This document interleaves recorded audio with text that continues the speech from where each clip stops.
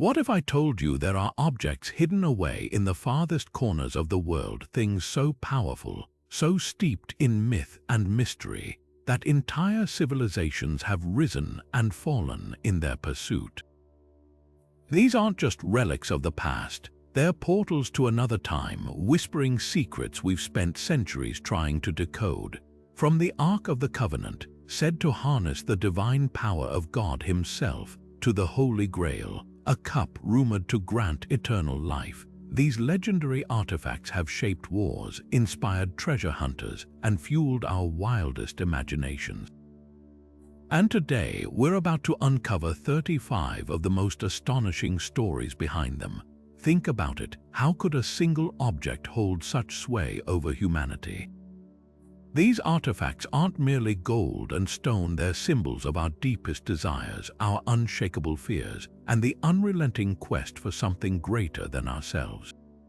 Kings have gambled their kingdoms for them, explorers have vanished chasing their shadows, and even now, in the quiet halls of museums or buried beneath layers of untouched earth, they wait, daring us to uncover their truths. But here's the thing, every legend has a kernel of reality hidden within it. Behind the tall tales and embellished histories, there's often a real artifact with a real story, one that's stranger than fiction. Some were lost to time, others stolen, a few perhaps still lying in plain sight, disguised as ordinary objects, and that's exactly what makes this journey so thrilling. Because as we peel back the layers of myth, we don't just find answers, we uncover new mysteries, ones that challenge everything we thought we knew.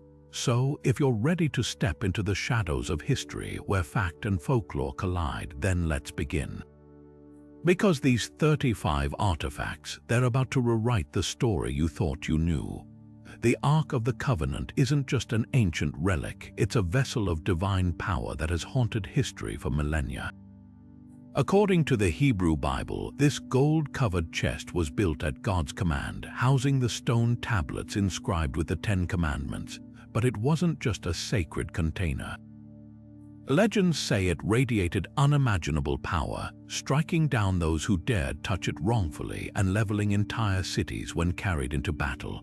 Imagine a weapon so potent it could part rivers and crumble walls, yet so holy that only the chosen could approach it.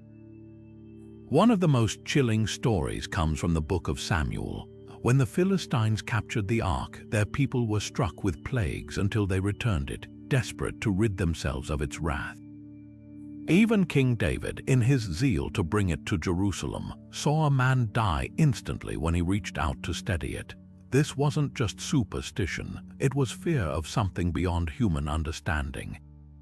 So where is it now? Some believe it was hidden before the Babylonians destroyed Jerusalem's temple, spirited away to a secret chamber beneath the city. Others claim it was taken to Ethiopia, where the Church of St. Mary of Zion in Axum guards it to this day under the watch of a single monk, sworn to protect it until the end of time. Archaeologists and treasure hunters have searched for centuries, from the tunnels beneath Jerusalem to the remote highlands of Africa, but no conclusive proof has ever surfaced. And then there's the wilder theory that it wasn't just a religious artifact but a piece of advanced, lost technology. Some scholars speculate its lethal power may have been electrical, a primitive capacitor unleashing divine wrath. Whether you believe it was a miracle or a machine, one thing is certain. The Ark's legend endures because it taps into our deepest questions about power, faith, and the unknown. Could it still be out there, waiting to be found, or is its true purpose meant to stay forever just beyond our grasp? The Ark of the Cove, and it isn't just confined to ancient texts, it's erupted into modern culture with a force almost as potent as the legends surrounding it. Take Indiana Jones racing against Nazis in Raiders of the Lost Ark. That iconic face-melting finale, it's straight from the biblical warnings about the Ark's deadly power, proving Hollywood didn't need to exaggerate. The original stories were already blockbuster material. But it's not just adventure films. The Ark has slithered into video games, comic books, and even heavy metal lyrics, becoming shorthand for the ultimate divine weapon. a relic so dangerous it borders on the supernatural. Then there's the conspiracy angle. Some theorists insist the Ark is hidden in plain sight, maybe locked in a Vatican vault or stashed in a classified military bunker. Others tie it to UFO lore, suggesting its power wasn't divine but extraterrestrial, a piece of alien tech mistaken for a holy relic. The Ark's mystery acts like a blank canvas, letting every era project its own anxieties and obsessions onto it. In the Middle Ages, it symbolized God's wrath. Today, it's fuel for sci-fi fantasies and government cover-up myths. But why does this artifact, above all others, cling to our collective imagination? Maybe because it represents the ultimate. What if a tangible bridge between the human and the divine, a promise that power beyond comprehension might still exist, waiting to be found? The Ark isn't just a relic, it's a mirror. Whether as a subject of sermons, a MacGuffin in movies, or the centerpiece of wild theories, it forces us to ask, do we want it for its power, its truth, or simply because the chase itself is irresistible? Some treasures aren't meant to be found, they're meant to keep us searching. The Holy Grail isn't just a cup, it's an idea that has seduced kings, knights, and dreamers for over 1,000 years. In Arthurian legend, it appears as a radiant vessel of divine grace, capable of healing wounds and granting eternal life to those pure enough to find it.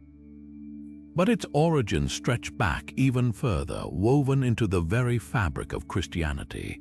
According to tradition, this was the chalice used by Jesus at the Last Supper, later catching his blood at the crucifixion, a sacred object carrying the essence of salvation itself. Medieval Europe became obsessed with the Grail, spinning tales of quests that tested a knight's piety as much as his bravery, the most famous version. The story of Sir Galahad, the perfect knight, whose unwavering faith allowed him to glimpse the Grail's radiance before ascending to heaven. But here's the twist, these stories weren't just religious allegories. They were political tools crafted to inspire crusaders and unify kingdoms under a shared holy mission. The Grail became a symbol of divine favor, something worth dying for, worth conquering for. Now let's separate myth from history. Unlike the Ark, which has detailed biblical descriptions, the Grail vanishes from early Christian texts. The first clear mention comes centuries later, in romanticized medieval poems like Chrétien de Troyes' Percival. Was it a real artifact or a literary invention? Some historians point to the Nantios cup, a wooden relic in Wales claimed to be a Grail fragment. Others argue the Grail wasn't a cup at all but a metaphor for secret knowledge, lost bloodlines, or even the womb of Mary Magdalene, as later conspiracy theories suggest. The wildest theories take us into forbidden territory. Did the Knights Templar smuggle the Grail from Jerusalem, hiding it in Rosslyn Chapel or beneath the Pyrenees? Did Hitler's archaeologists hunt it, believing its power could turn the tide of World War II? The Grail's allure lies in its ambiguity. It can be a relic, a metaphor, or a treasure, depending on who's searching. So why does this legend outlast all others? Perhaps because the Grail isn't just about finding something. It's about becoming worthy of the search. Every generation reinvents the Grail to reflect its own ideals, whether that's divine purity, hidden wisdom, or even, in modern pop culture, a punchline in Monty Python or an artifact in Indiana Jones. The Grail endures because it asks the same impossible question. What would you sacrifice for a glimpse of the divine? Modern treasure hunters refuse to let the Holy Grail fade into myth because every few years someone claims they've found it. Take the Basilica of San Isidoro in León, Spain, where a simple agate cup sits displayed in a museum. Scholars there insist this could be the real deal, tracing its journey from Jerusalem to Rome, then smuggled to Spain during Muslim invasions. The cup's age matches the timeline, and its plainness fits early Christian tradition where humble objects held sacred meaning. But here's the catch: without DNA evidence or direct biblical links, it's just another contender in a centuries-long lineup. Then there's Rosslyn Chapel, Scotland's stone puzzle box, draped in Templar symbolism. Conspiracy theorists swear the Grail lies hidden in its vaulted crypts, pointing to carvings that mirror the Arthurian legends. The chapel's ties to the Knights Templar, a medieval order rumored to guard Grail secrets, only fuel speculation. But historians counter that Rosslyn's true treasure might be its art, not relics. The chapel's builders left clues everywhere, from alchemical symbols to star maps, turning the whole structure into a riddle rather than a hiding place. So why does the Grail keep drawing hunters even when evidence is thin? It's the ultimate treasure, one that promises more than gold or glory. Finding it would rewrite history, prove faith tangible, maybe even unlock immortality. For some, it's spiritual, for others, it's fame. And let's be honest, the thrill isn't just in the discovery, but in the chase. The Grail's ambiguity lets anyone project their hopes onto it. A Spanish archaeologist sees a chalice, a Templar enthusiast decodes stone carvings, a sci-fi fan wonders if it's alien tech. The truth, the Grail's power lies in its mystery. Whether it's buried in a chapel, lost in a desert, or never existed at all, its legend keeps us searching, because some treasures aren't about what you find, but what you become while looking. The Spear of Destiny isn't just a weapon, it's a relic wrapped in whispers of cosmic influence, a blade said to hold the power to shape empires and topple kings. According to legend, this was the spear thrust into Christ's side during the crucifixion by the Roman centurion Longinus, an act that transformed it from a simple tool of war into a conduit of divine energy. But here's where the story twists. Those who possess it allegedly control the fate of nations, a belief so potent it drove men like Charlemagne, Napoleon, and even Adolf Hitler to hunt it obsessively. Let's cut through the legend. The spear's earliest documented appearance traces back to the Holy Roman Empire, where emperors carried it as a sacred talisman during coronations. Otto the Great credited it for his battlefield victories, while Frederick Barbarossa reportedly died the moment he dropped it. Coincidence, maybe, but when history repeats the same eerie pattern, possession followed by triumph, loss followed by downfall, it's hard not to wonder. Then there's Hitler. In 1938, the Nazis seized the so-called Holy Lance from Vienna's Hofburg Palace, convinced its power would secure their 1,000-year Reich. Heinrich Himmler sent teams to scour monasteries and crypts for other relics, but the spear was the crown jewel. Historians debate whether Hitler truly believed in its magic or just exploited its symbolism. Yet consider this: when U.S. troops recovered the spear in 1945, Hitler's reign collapsed within days. Spooky timing or something more? Skeptics argue the spear's legend is pure propaganda, a medieval PR stunt to legitimize rulers. The artifact itself, a rough iron blade mounted on a medieval reliquary, shows no signs of divine craftsmanship. Scientific dating places it no earlier than the 7th century, long after Longinus's era. But here's the catch: faith doesn't need facts. For believers, the spear's power isn't in its metal, but in the collective conviction of those who wield it.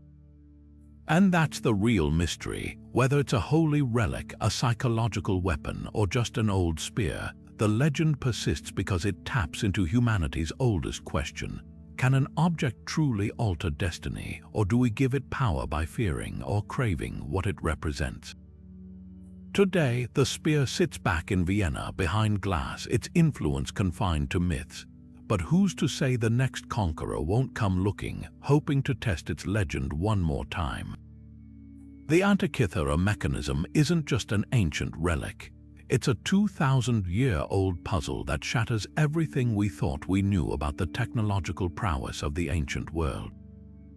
Discovered in a shipwreck off the Greek island of Antikythera in 1901, this corroded bronze device looked like little more than a lump of debris at first glance. But when archaeologists cleaned it, they revealed a complex system of interlocking gears, dials, and inscriptions so advanced it wouldn't be matched for another 1,000 years. Here's what makes it mind-blowing. This wasn't just a tool for telling time. It was a precise astronomical calculator capable of predicting eclipses, tracking the movements of the sun and moon, and even charting the positions of the 5 known planets.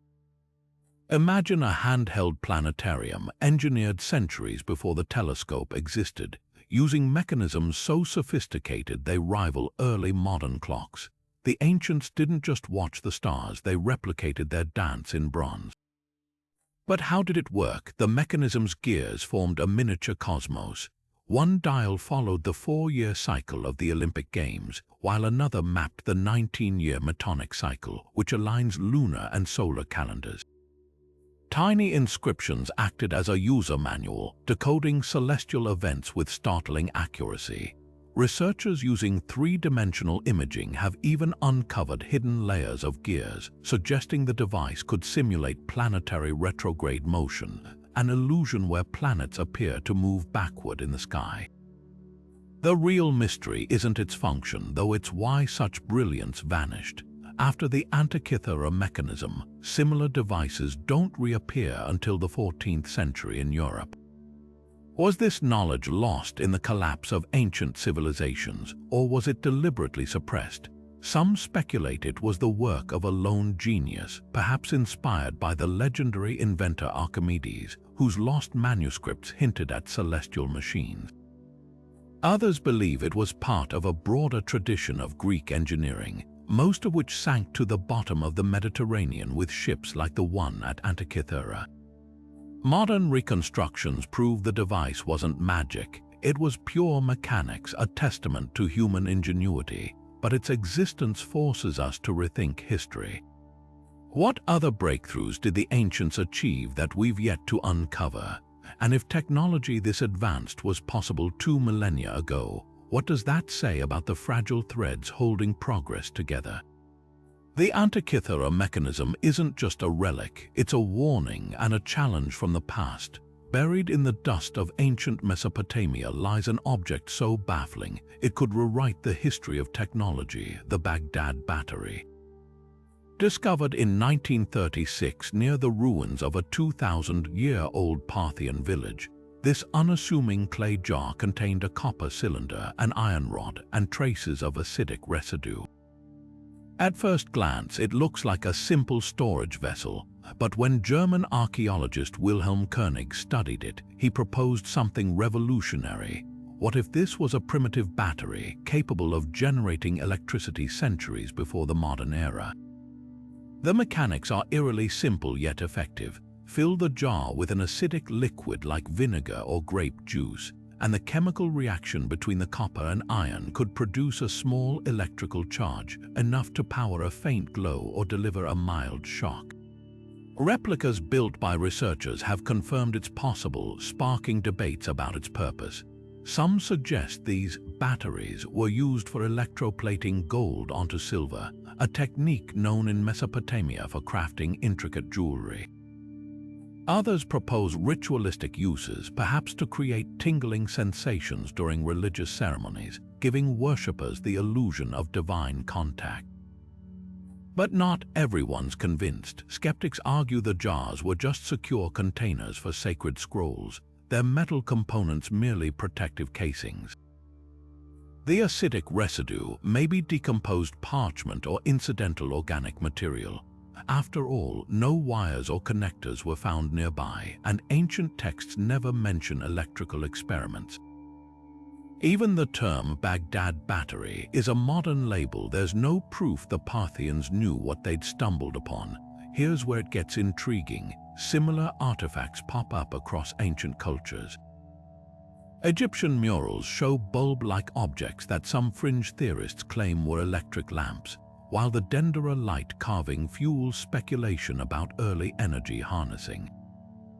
Mainstream archaeology dismisses these as symbolic depictions, but the Baghdad Battery stands apart because it's a physical object, not just artwork.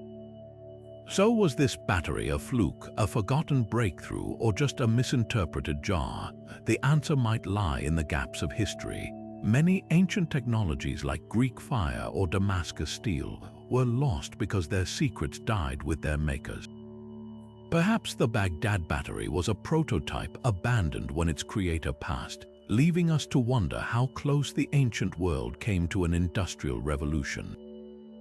Or maybe it's proof that innovation isn't linear, that brilliance flickers in unexpected places, only to be buried by time until someone digs it up again. One thing's certain, whether it powered temples or stored scrolls, the Baghdad Battery forces us to question the boundaries of ancient knowledge, because sometimes the most electrifying discoveries aren't about what they were, but what they could have been. Picture a book written in a language no one on Earth can read, filled with illustrations of plants that don't exist, star charts mapping unknown constellations, and women bathing in bizarre green liquid. This isn't science fiction, it's the Voynich Manuscript, a 200-page enigma that's defied decipherment for 6 centuries. Carbon dated to the early 15th century, this handwritten codex is named after Wilfrid Voynich, the rare book dealer who uncovered it in 1912 in a Jesuit library. But its origins, a blank slate drenched in wild speculation. The text script is entirely unique, a flowing, cursive alphabet with no clear connection to any known language. Linguists call it Voynichese, a system so complex that even artificial intelligence has hit dead ends trying to crack it. Some believe it's an elaborate cipher, hiding alchemical secrets or heretical knowledge behind layers of encryption. Others argue it's glossolalia, the mystical language of angels, transcribed by a medieval visionary. Then there's the hoax theory that it's an impossibly intricate prank meant to swindle a wealthy patron. But here's the twist: statistical analysis shows patterns consistent with real language structure, not random scribbles. So if it's a hoax, it's one crafted with chilling precision.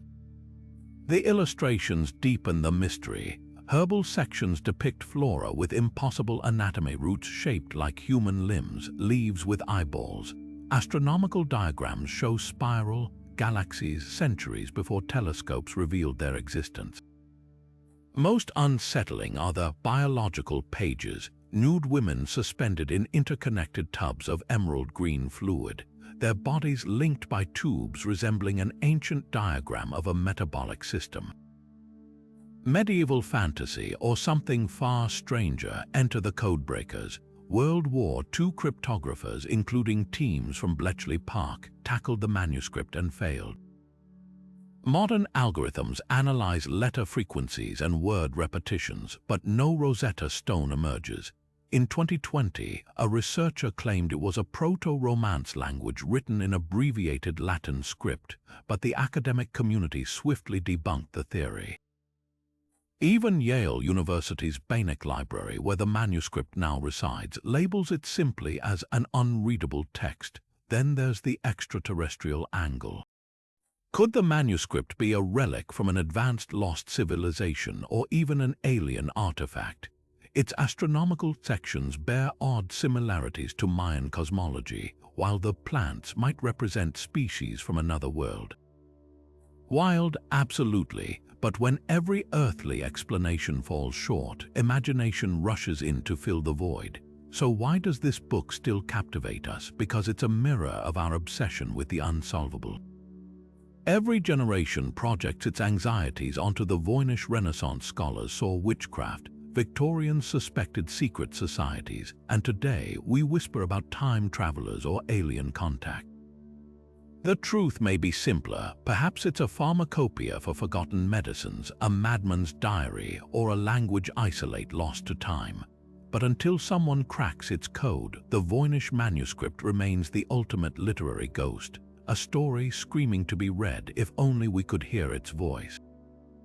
Flip to any page in the Voynich Manuscript's herbal section, and you'll find yourself staring at a botanical nightmare. Plants that seem plucked from a fever dream rather than any earthly garden. Twisted roots coil like serpents, stems sprout leaves with veins arranged in impossible fractal patterns, and flowers bloom with petals that resemble human organs.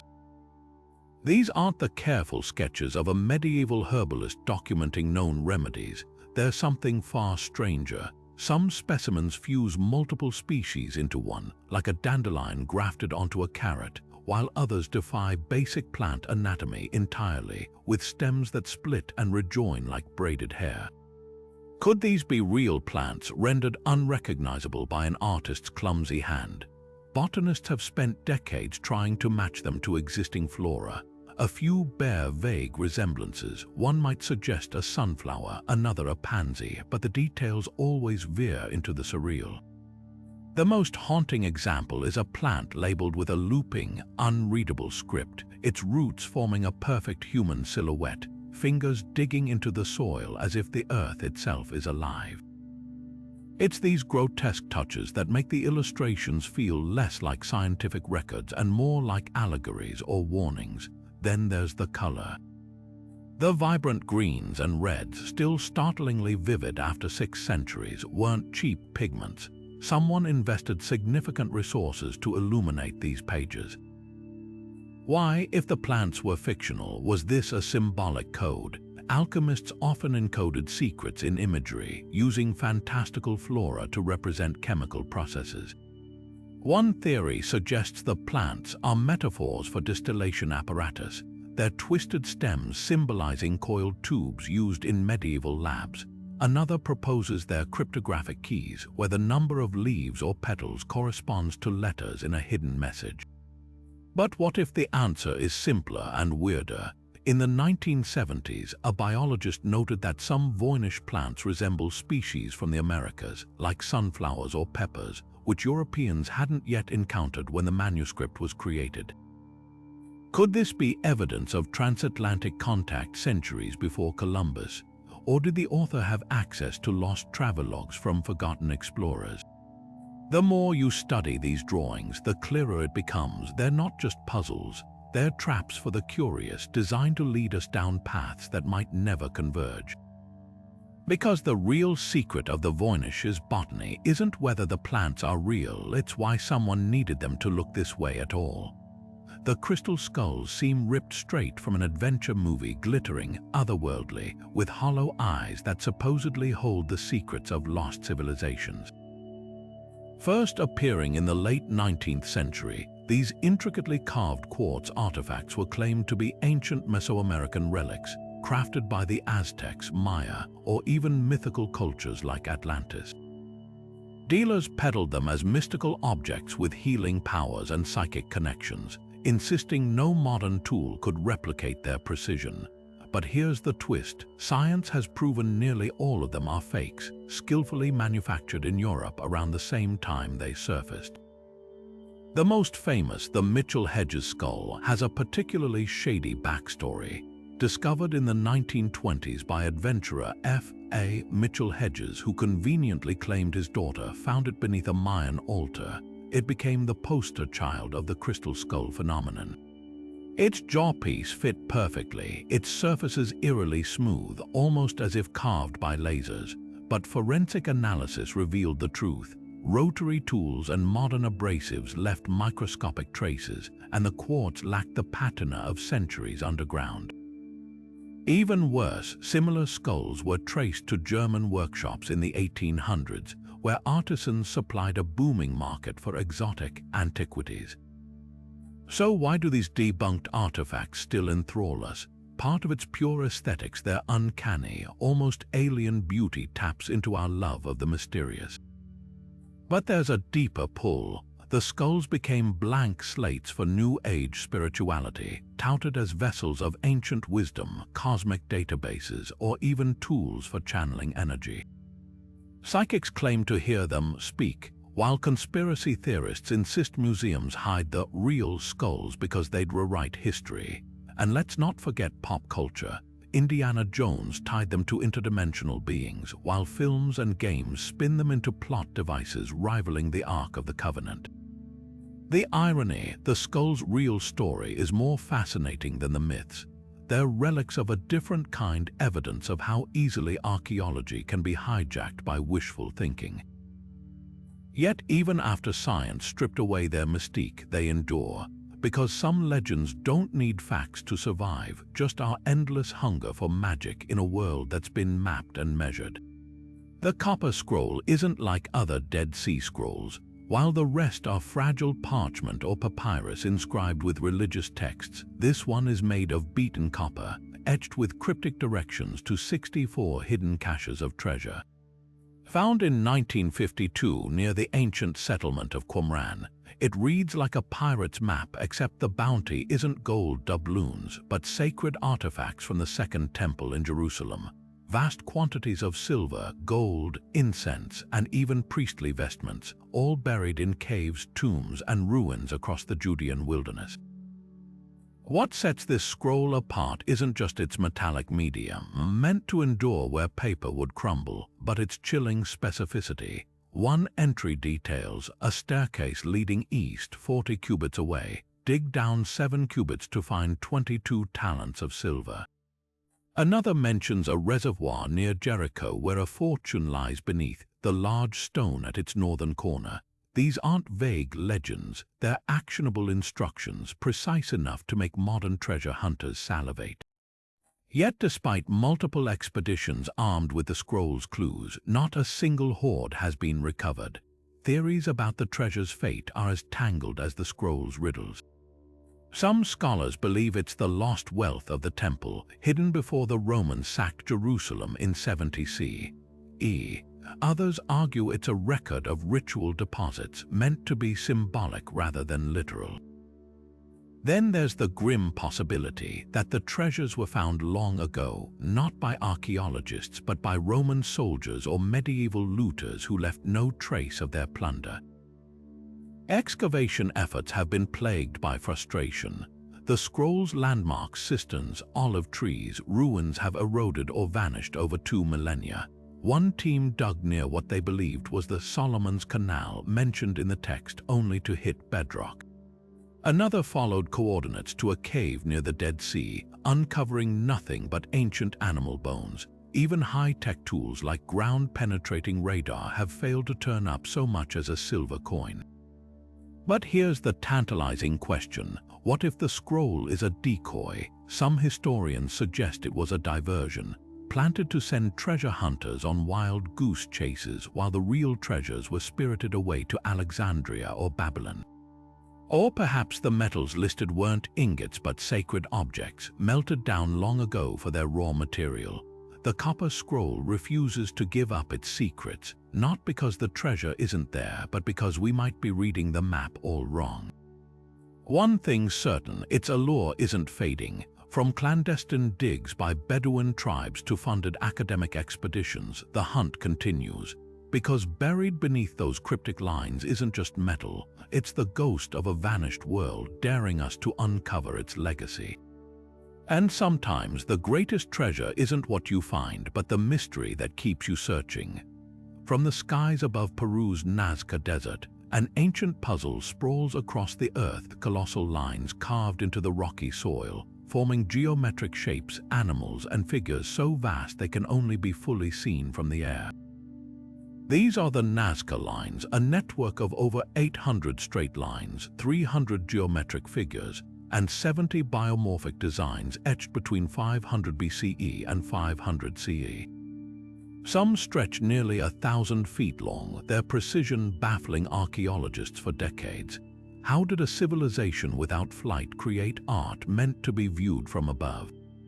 And why, the wildest theory, ancient astronauts. Some claim the lines were landing strips or signals for extraterrestrial visitors, pointing to the arid desert's perfect preservation as evidence of otherworldly intervention. Others suggest the Nazca people had hot air balloons, though no remnants have ever been found. But here's where science pushes back. Recent research reveals the lines were likely part of ritual pathways walked by priests during ceremonies to summon rain from the parched earth. The figures, a hummingbird, a spider, a monkey mirror constellations or sacred animals tied to water deities. Ground-level excavations uncovered pottery shards and altars along the lines, hinting at processions where offerings were made to the gods.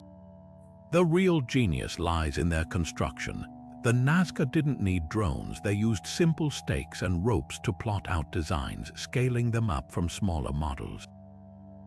By removing the dark surface stones to expose lighter soil beneath, they created contrast visible from miles away. Windless conditions and minimal rainfall kept the lines intact for centuries, a natural time capsule. Yet the mystery lingers. Why invest such effort in art you can't see? Perhaps the answer lies in perspective. For the Nazca, these weren't just drawings, they were prayers etched into the earth, meant for the eyes of the gods, not mortals.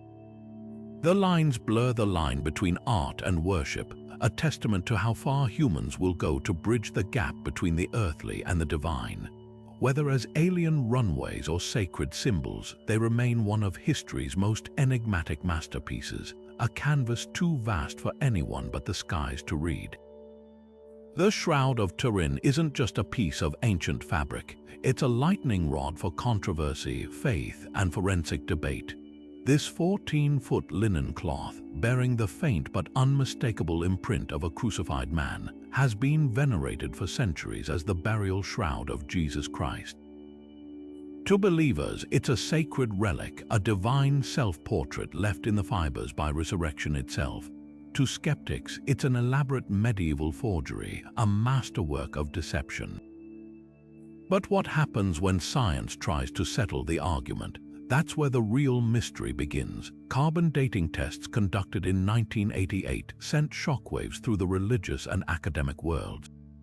3 independent labs analyzed tiny samples of the shroud, concluding the linen dated to between 1260 and 1390, squarely in the Middle Ages. Case closed, not quite. Critics of the study point to glaring issues like the fact that tested samples came from a repaired edge, possibly contaminated by centuries of handling and fire damage. The shroud survived a blaze in 1532, and some researchers argue the intense heat could have skewed the carbon isotopes, making the cloth appear younger than it is. Then there's the blood. Forensic analysts have scrutinized the rust-colored stains, finding traces of hemoglobin and bilirubin compounds consistent with severe trauma. Stranger still, the blood's chemical signature suggests it seeped into the fabric before the body image formed, as if the cloth wrapped someone who'd been brutally wounded but hadn't decomposed.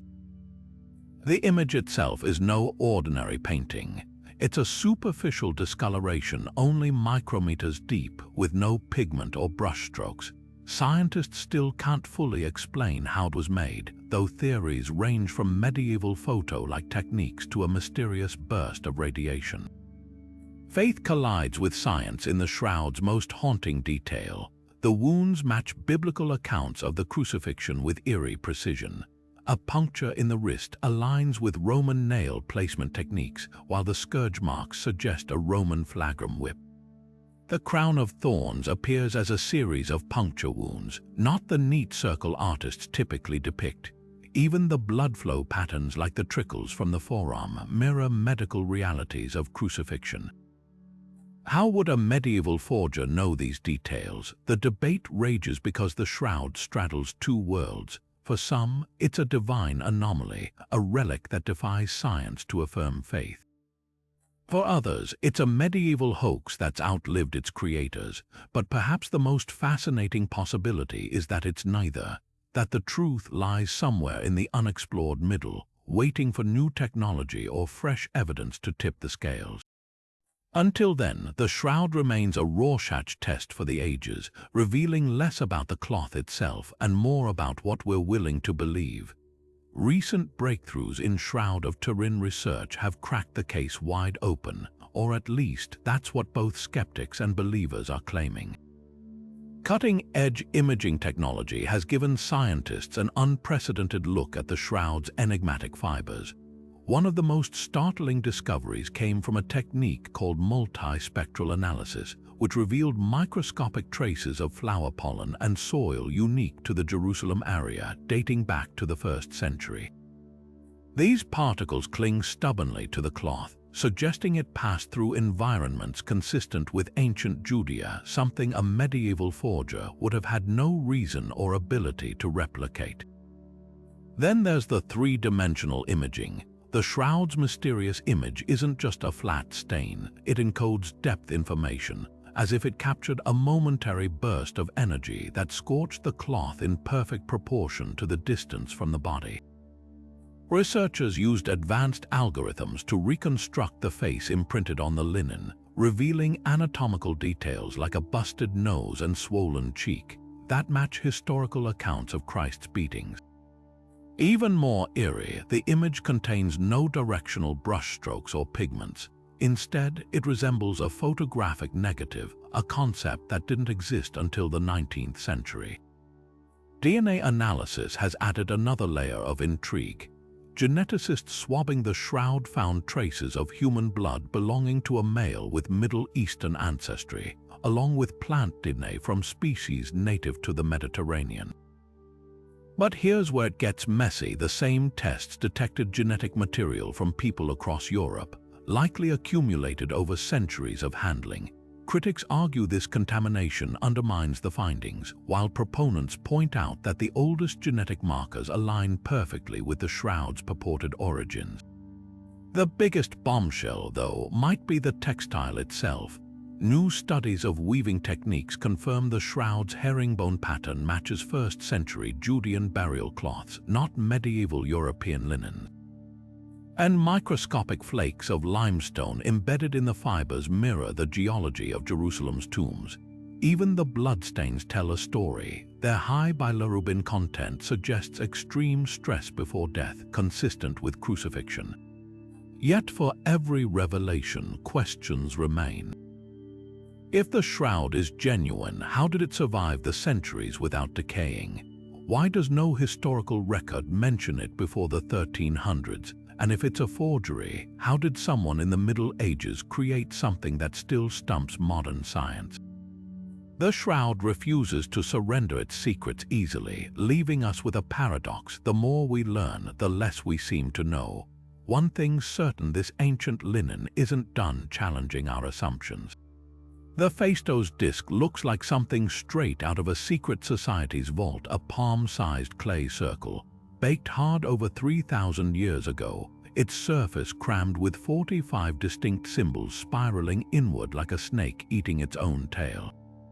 Discovered in 1908 in the ruins of the Minoan Palace of Phaistos on Crete, this artifact is the ultimate linguistic locked door.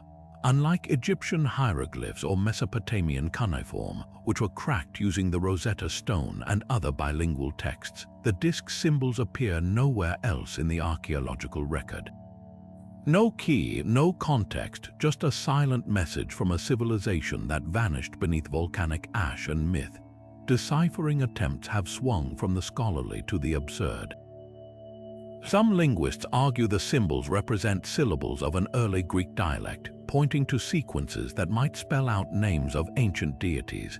Others see links to Linear A, the still undeciphered script used by the Minoans, though the disc's symbols are stamped, not handwritten, suggesting mass production for rituals or decrees. Then there are the fringe theories that it's a hymn to a mother goddess, a board game, even an ancient pregnancy calendar. One particularly wild claim posits it's a form of early musical notation, with the spiral acting as a score for some long-lost melody. The disc's physicality deepens the intrigue. Each symbol was pressed into wet clay using individual stamps, making this the earliest known example of movable type, a technology that wouldn't reappear until Gutenberg's printing press millennia later. Why would the Minoans invent such a complex system, only for it to vanish without a trace? The answer might lie in the cataclysmic eruption of Thera around 1600 BCE, which obliterated Minoan cities and possibly erased the cultural knowledge needed to decode the disc. Modern technology has only added layers to the puzzle. High-resolution scans reveal microscopic wear patterns hinting at frequent handling, as if the disc was used repeatedly, a sacred object perhaps, or a political edict. Yet without a bilingual inscription or a larger corpus of similar texts, even artificial intelligence hits a wall. The disc's isolation is its greatest defense against decipherment. What makes this artifact endure isn't just its mystery, but what it reveals about our obsession with solving the unsolvable. every failed attempt says less about the Minoans and more about us, our need to impose meaning on the silent echoes of the past. Until another disc surfaces or some long-buried library gives up its secrets, the Phaistos disc remains a tantalizing whisper from a world we'll never fully hear. Buried in the ancient rock of Texas lies a mystery that seems to defy the very timeline of human history, the London Hammer. Discovered in 1936 by a couple hiking near Red Creek, this rusted metal tool was encased in solid Cretaceous rock dating back over 100 million years. Wait, how does a human-made hammer end up sealed inside stone that predates dinosaurs? That's the question that's ignited fiery debates between creationists, geologists, and conspiracy theorists for decades. First, the facts. The hammer itself is simple 6 inches of iron with a wooden handle that's partially fossilized, but its age is where things get wild. Mainstream geology places the surrounding rock formation in the Cretaceous period, a time when T. Rex roamed and mammals were barely a blip on the evolutionary radar. If the hammer is as old as the rock, it would rewrite human history, suggesting advanced civilizations existed millions of years before Homo sapiens evolved.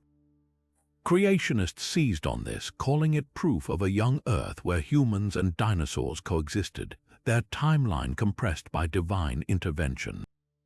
But hold on, geologists counter with a far less sensational explanation. The hammer likely isn't ancient at all. Iron oxide deposits can form astonishingly fast under the right conditions, making the hammer appear older than it is.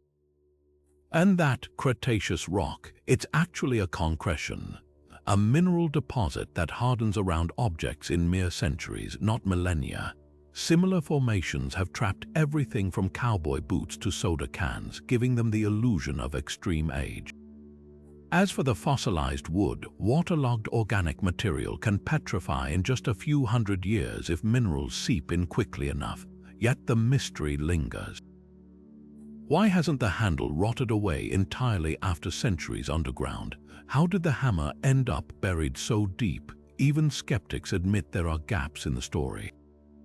Some propose it was dropped by a 19th century miner, the rock forming around it faster than expected. Others suggest it's a hoax planted to stir controversy, though the discoverers insisted they found it intact. What makes the London Hammer fascinating isn't just the debate. It's what it reveals about how we interpret anomalies. For creationists, it's a relic of biblical truth. For scientists, it's a lesson in how nature can play tricks on us. And for the rest of us, it's a reminder that sometimes the most ordinary objects become extraordinary simply by being in the wrong place, or the right one, depending on who you ask. Deep in the mountains of China's remote Bayan-Ha region, a discovery in 1938 sent shockwaves through archaeology and straight into the realm of science fiction. A team led by archaeologist Kai Pute reportedly stumbled upon a series of ancient burial caves where they found the skeletal remains of small, strangely proportioned skeletons with oversized skulls. But the real mystery lay beside the bodies, hundreds of stone discs, each about a foot wide, with a hole in the center and spiral grooves radiating outward. These were the Dropa stones, artifacts that would later ignite claims of extraterrestrial contact with Earth's ancient civilizations. At first glance, the stones seemed like ordinary Neolithic artifacts until someone claimed the grooves weren't decorative, but microscopic hieroglyphics telling an impossible story.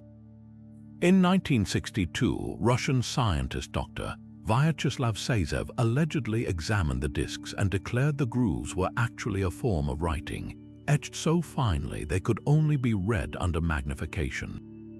When translated, the story grew stranger. The inscription supposedly described an alien spacecraft crashing in the mountains 12,000 years ago. Its survivors, the Dropa people, stranded and forced to integrate with local tribes. The small skeletons, they weren't deformed humans, the theory went, but the remains of these interstellar visitors. The story spread like wildfire, embraced by UFO enthusiasts and conspiracy theorists as smoking gun evidence of ancient astronauts. Books and documentaries cited the Dropa stones as proof that advanced civilizations had contacted humanity long before recorded history, but here's where the cracks appear. No credible photographs of the skeletons or discs have ever surfaced. Kai Pu-Te's expedition records are nowhere to be found, and Dr. Sazev's research was never published in a peer-reviewed journal. Even the name Dropa seems suspicious. It matches no known ethnic group in the region, but it does sound eerily close to the Dropa, a fictional alien race from a Soviet sci-fi story published years earlier.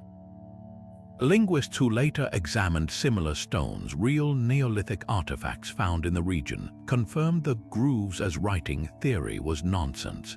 The carvings were decorative or functional, not linguistic. As for the skeletons, they were likely the remains of small-statured nomadic tribes, their bones distorted by time and burial conditions. The entire Dropa narrative appears to be a patchwork of half-truths, sci-fi tropes, and outright fabrication, stitched together in the mid-20th century when Cold War tensions and space race fervor made tales of ancient aliens irresistible.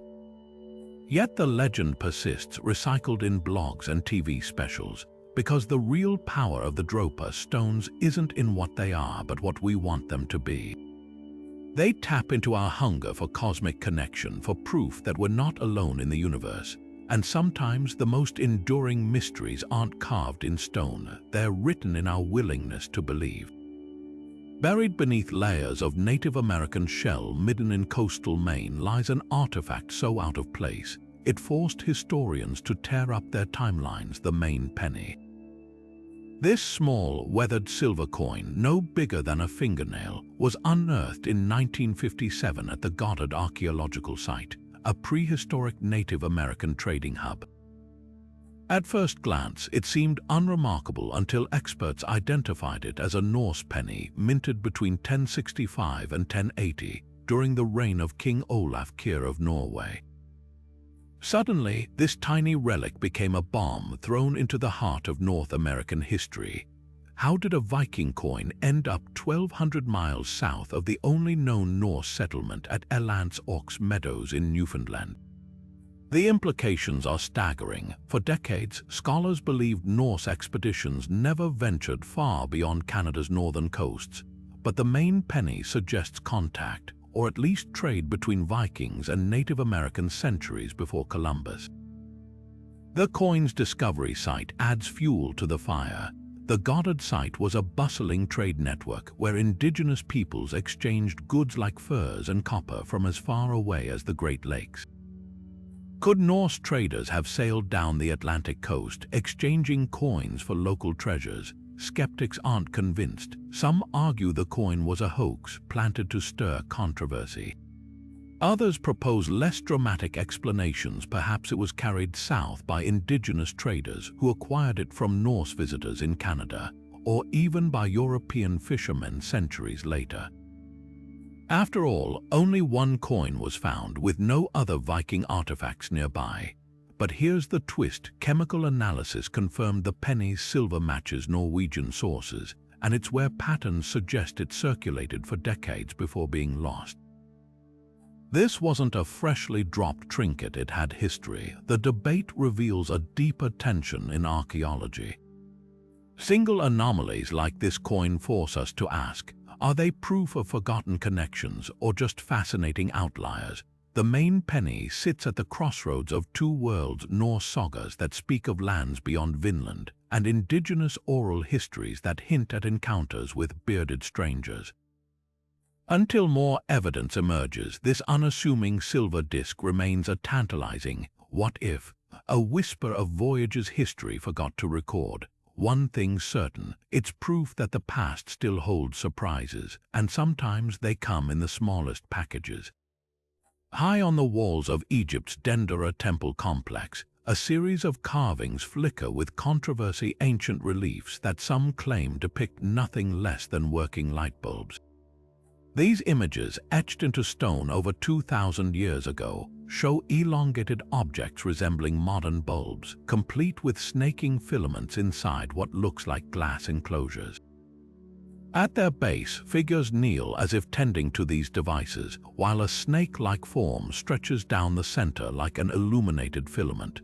To believers in ancient high technology, this is smoking gun proof that the Egyptians harnessed electricity long before the modern era.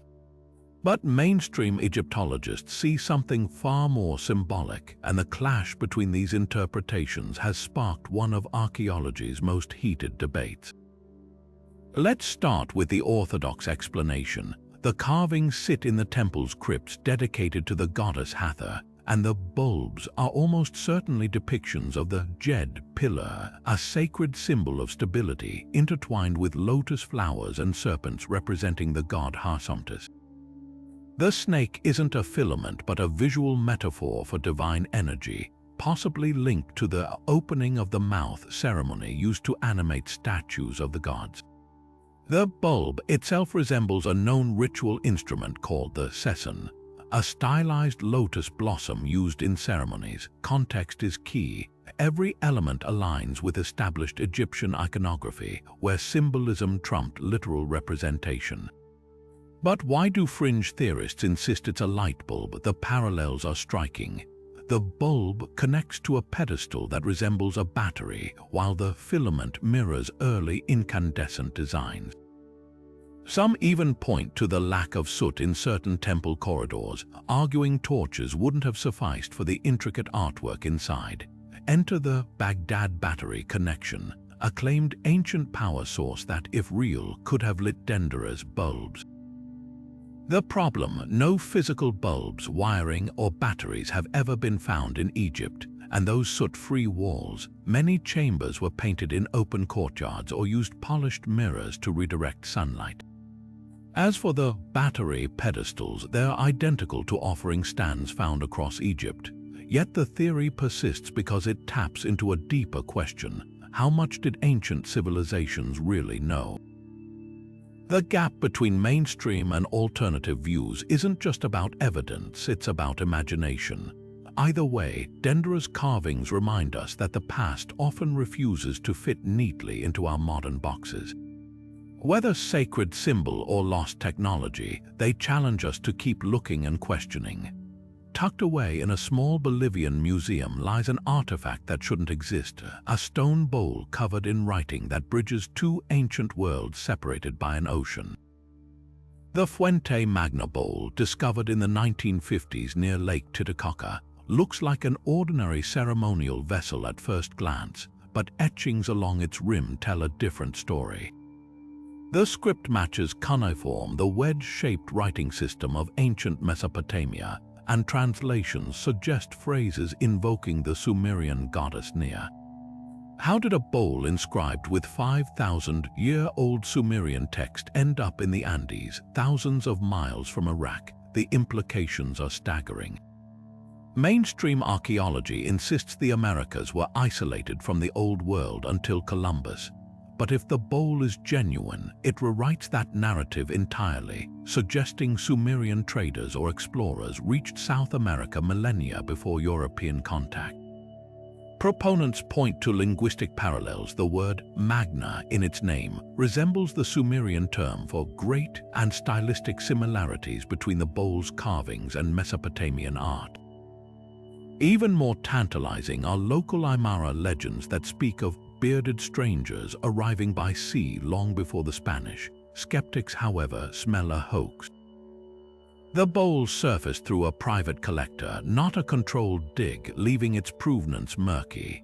Some experts argue the cuneiform is a clumsy imitation, mixing symbols from different eras in ways no ancient scribe would.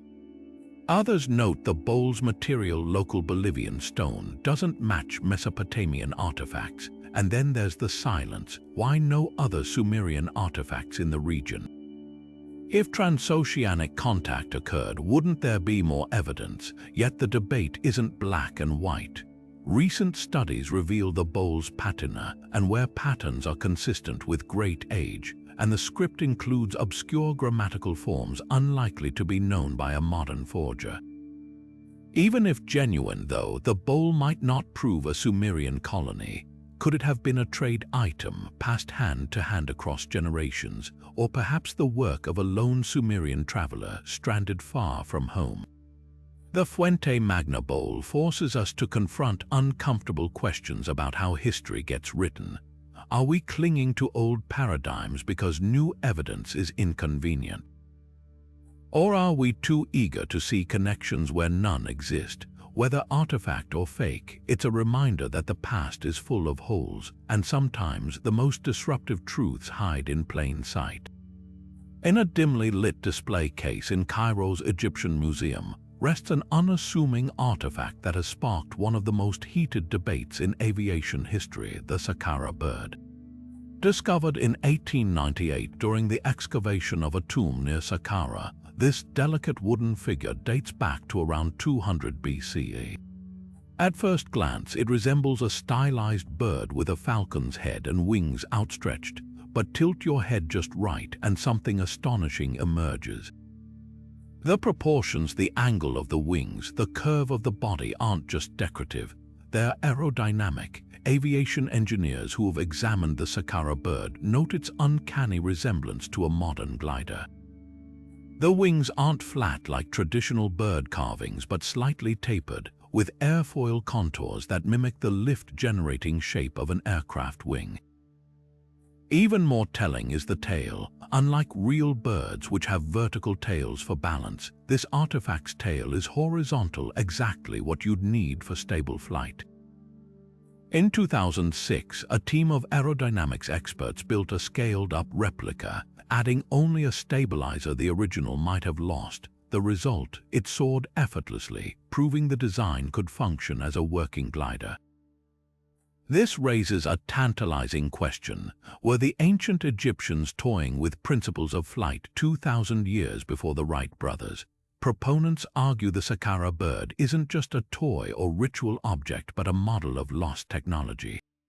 They point to Egyptian myths of sky boats and the god Horus who took falcon form to traverse the heavens. Could these stories be garbled memories of early flight experiments?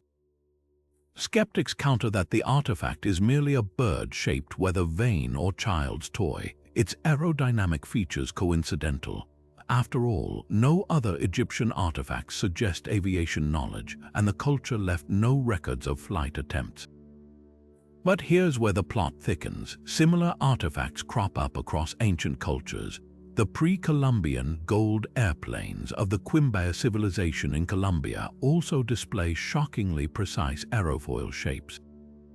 Were these objects merely artistic whimsy, or did multiple civilizations stumble upon the same aerodynamic truths independently? The Saqqara bird might not offer definitive answers, but it forces us to reconsider the boundaries of ancient innovation. Whether ritual object or prototype, it's a reminder that the past often holds surprises, and sometimes they're hiding in plain sight, waiting for us to look skyward. In 1961, 3 rockhounds hunting for geodes near California's Coso Mountains cracked open what they thought was a simple stone, only to find something impossible inside. Embedded within the hardened mineral shell was an object that looked unmistakably like a spark plug, its metal components eerily preserved despite the surrounding rock dating back over 500,000 years.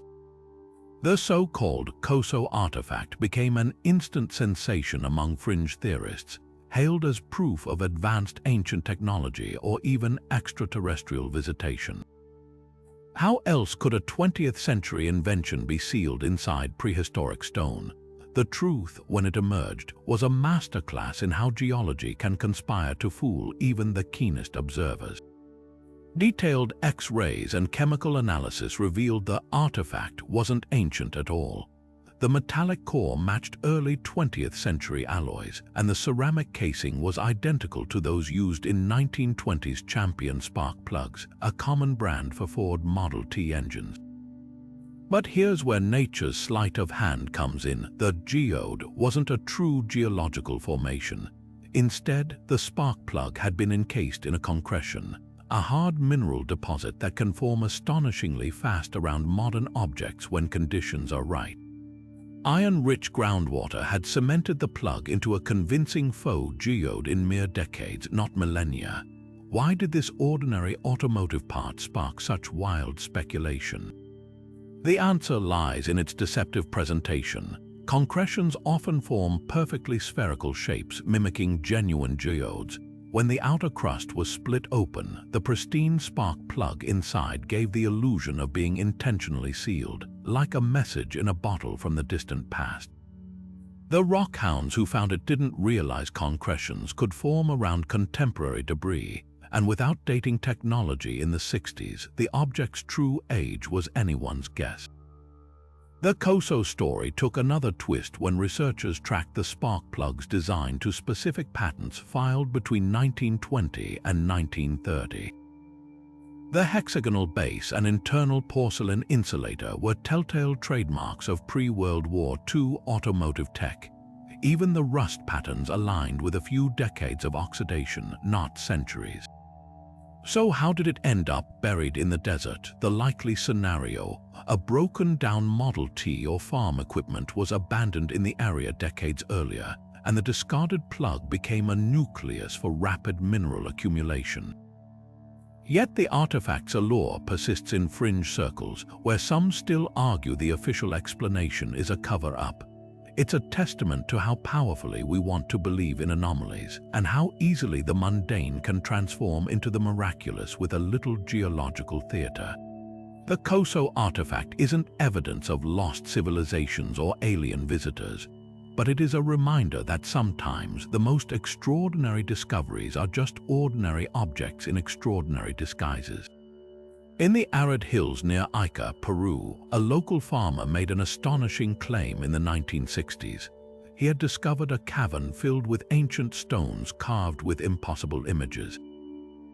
These were the Ica stones, a collection of andesite rocks etched with scenes that seemed to defy history. Humans coexisting with dinosaurs, performing advanced surgeries, even charting celestial maps with precision. The carvings became a sensation, seized upon by creationists and ancient astronaut theorists as proof that conventional timelines of human evolution were utterly wrong. But beneath the surface of this tantalizing narrative lay a far simpler truth, one that reveals just how easily myth can be manufactured. The stones first gained notoriety through Dr. Javier Cabrera, a Peruvian physician who amassed thousands of them, displaying them in a private museum. According to Cabrera, the stones were created by an ancient civilization with knowledge lost to time, depicting a world where humans tamed dinosaurs like livestock. The sheer audacity of the imagery captured imaginations: triceratops outfitted with saddles, stegosaurs grazing beside men with telescopes, even what appeared to be heart transplants. But geologists quickly spotted red flags. The carvings lacked the patina of age, their grooves sharp and unweathered as if freshly made. Then came the kicker. Local farmers confessed to carving the stones themselves, using modern tools and copying designs from comic books and dinosaur encyclopedias. Many were even blackened with shoe polish to mimic antiquity. So why, despite overwhelming evidence of their modern origin, do the Ica stones still inspire fervent belief? The answer lies in our hunger for paradigm-shifting discoveries. Humans crave narratives that append established knowledge, especially when they seem to validate alternative worldviews. For creationists, the stones prove dinosaurs and humans lived together, aligning with literal biblical timelines. For ancient alien enthusiasts, they hint at forgotten advanced civilizations. The stones act as a Rorschach test. People see what they want to see, but there's a deeper lesson here about the allure of forbidden knowledge. The Ica stones thrive in the gap between mainstream rejection and fringe acceptance, a space where doubt fuels conspiracy. Why would farmers admit to a hoax if not pressured by authorities hiding the truth? Why would scientists dismiss them without proper investigation? These questions persist because the stones tap into a universal suspicion that history as we know it is incomplete, Today, the Ica stones remain a cultural touchstone, not for what they are, but for what they represent, the enduring power of a good story over bland reality. They remind us that sometimes the most compelling artifacts aren't relics of the past, but mirrors of our present desires. And in that sense, their true value isn't in the carvings at all, but in the reflection staring back at us. Off the fog-draped coast of Nova Scotia lies a small, unassuming island that has driven men to obsession, bankruptcy, and even death for over 2 centuries. Oak Island's so-called money pit isn't just a hole in the ground. It's a riddle wrapped in engineering puzzles and layered with curses. The story begins in 1795, when 3 local teenagers stumbled upon a peculiar depression in the earth, its edges lined with flagstones and its shaft dotted with wooden platforms every 10 feet. As they dug deeper, they hit something stranger: layers of charcoal, ship's putty, and even coconut fibers, materials utterly out of place in rural Canada. And then the trap sprung. Saltwater flooded the shaft overnight, suggesting an elaborate system of booby-trapped tunnels connected to the ocean. Whoever built this didn't want their secrets found. Theories about what's buried here read like a catalogue of history's greatest treasures. Pirate legends dominate the narrative, with names like Captain Kidd and Blackbeard tossed into the mix. After all, the pit's design mirrors Spanish treasure vaults in the Caribbean, where engineers used flooding mechanisms to thwart looters. But here's the twist: artifacts pulled from the island, a fragment of parchment with faint writing, a wrought iron nail of Spanish origin, hint at something even older. Some believe the pit hides the lost manuscripts of Shakespeare, smuggled out of England by Francis Bacon's secret society. Others whisper it's the final resting place of the Ark of the Covenant or the Holy Grail, stashed by Knights Templar fleeing persecution in the 14th century. A rusted Templar cross found nearby fuels these fires, though skeptics call it a planted relic. The real mystery isn't just what's down there, it's why, after 200 years of digging, no one's ever reached the bottom. Modern expeditions armed with sonar and drilling rigs have mapped a labyrinth of chambers and flood tunnels, but the pit fights back. In 1861, a pump failed and the shaft collapsed, taking a fortune in investor money with it. In 1965, a man drowned when an underground channel gave way. And in 2014, a team using cameras glimpsed what looked like a chest in a water-filled cavity, only to have the hole implode before recovery. The island seems cursed, as if guarding its secret with supernatural resolve. But perhaps the greatest treasure isn't gold or relics at all. Oak Island's true power lies in its ability to sustain hope. Each generation brings new technology, from steam pumps to ground-penetrating radar, and new theories, from Viking voyages to Marie Antoinette's lost jewels. The pit's enduring enigma taps into something primal, the thrill of the unknown, the tantalizing possibility that just one more dig could rewrite history. Whether it's a masterful hoax, a time capsule of forgotten brilliance, or simply a glacial sinkhole dressed up by wishful thinking, the money pit reminds us that some legends refuse to die. And maybe that's the point. The treasure isn't the prize, it's the hunt itself, passed down like a baton through the centuries, daring us to keep digging.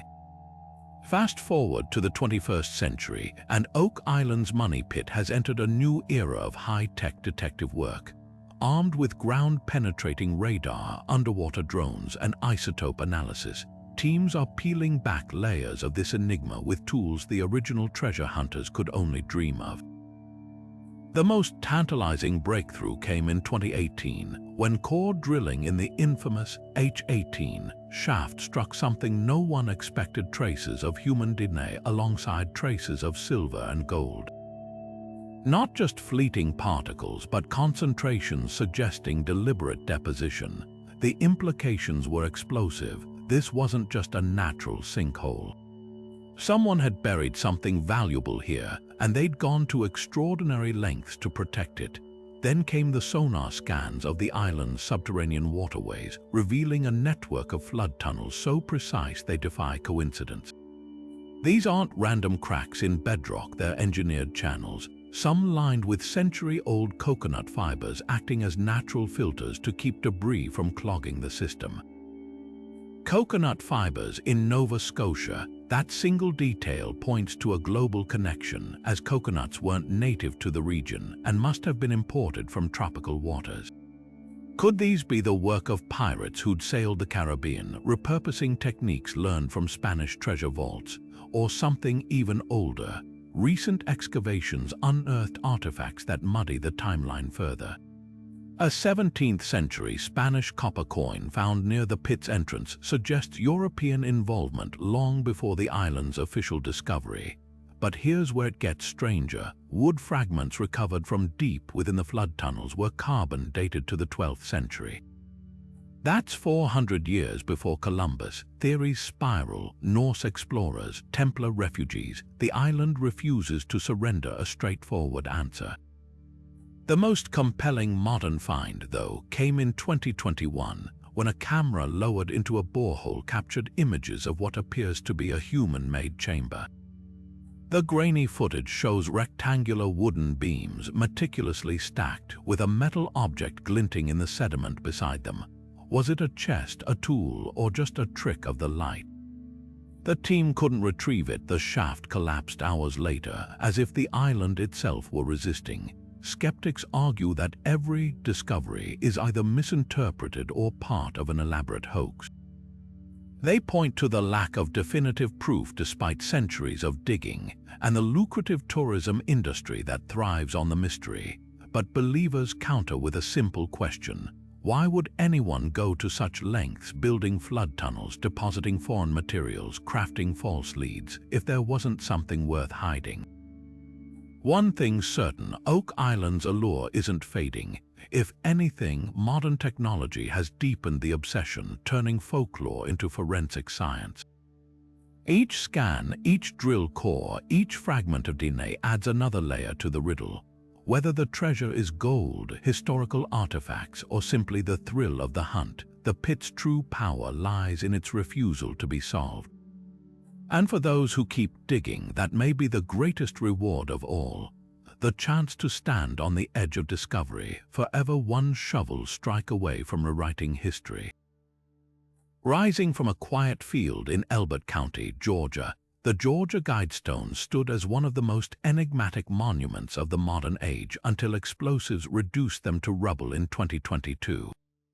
Erected in 1980 under the pseudonym R.C. Christian, this 20-foot-tall granite structure bore 10 commandments etched in 8 languages, from English to Swahili, all pointing toward a singular, unsettling vision: how to rebuild civilization after an apocalyptic collapse. The stones didn't just offer advice, they issued stark warnings about population control, environmental balance, and the need for a world court to govern humanity. But who crafted this eerie blueprint for the future, and why did someone decide to obliterate it decades later? The Guidestone's first commandment set the tone: maintain humanity under 500 million in perpetual balance with nature.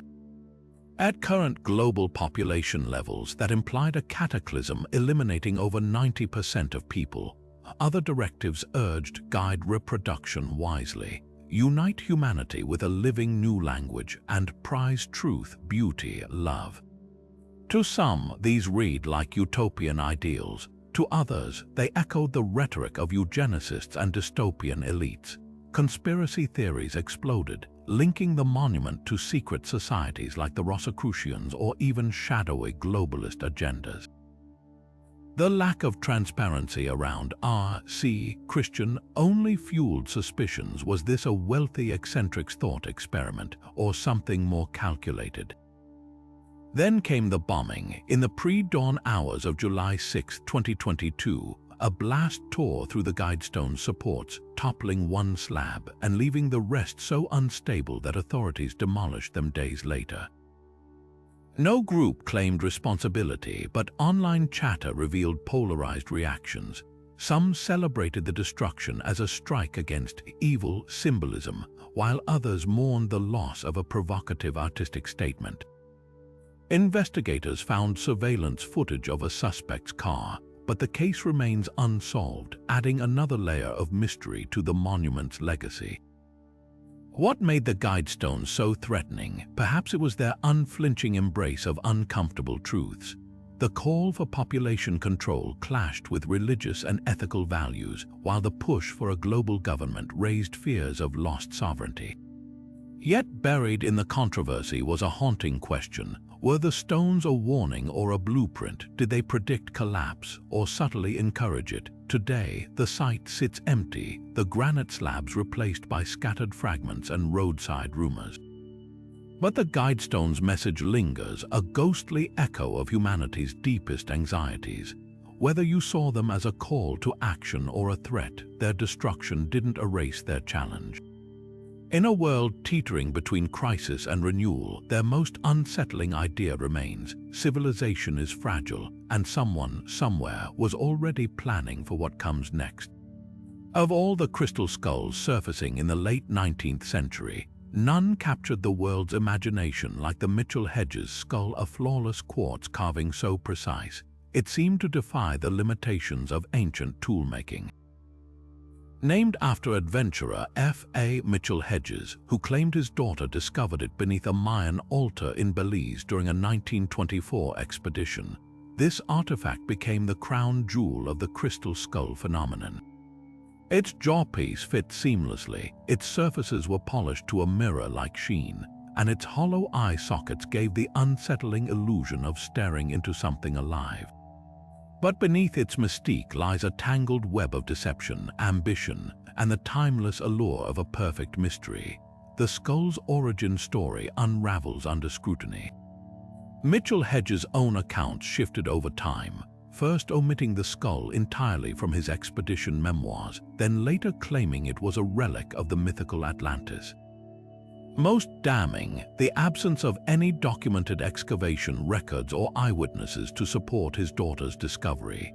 By contrast, nearly identical skulls began appearing in European collections around the same period, traced to workshops in Germany and France where artisans supplied a booming market for exotic antiquities. Forensic analysis of the Mitchell-Hedges skull revealed microscopic scratches from rotary tools, a dead giveaway of 19th-century lapidary techniques, not pre-Columbian hand carving. Even the quartz itself, sourced from Madagascar or Brazil, bore no trace of Mesoamerican provenance, yet the skull's technical brilliance can't be dismissed. Modern gemologists concede that replicating its precision, even with contemporary tools, would require extraordinary skill. The absence of tool marks suggests thousands of hours of polishing, while the jaw's perfect articulation hints at an understanding of stonework that borders on obsessive. This paradox fuels fringe theories. Could it have been crafted by a lost civilization with forgotten technology? Or was it a pet project of some eccentric European artisan, pushing the limits of their craft to create the ultimate curiosity? The truth likely lies in the collision of two worlds: the late 19th century's obsession with both ancient mysteries and technological progress. The Mitchell-Hedges skull embodies this era perfectly, a masterpiece of artistry marketed as a relic of the unknown. Today, it sits at the crossroads of archaeology and myth, a reminder that sometimes the most seductive artifacts aren't those that reveal the past, but those that expose our own yearning to believe in the impossible. Whether hoax or homage, its legacy endures not as a window into lost civilizations, but as a mirror reflecting our endless fascination with the unexplained. Deep in the jungles of Costa Rica's Diquis Delta, a series of near-perfect stone spheres lie scattered like marbles dropped by giants. Ranging from a few inches to over 6 feet in diameter, these orbs, some weighing up to 16 tons, are so precisely shaped that modern engineers struggle to explain how an ancient culture carved them with such geometric perfection.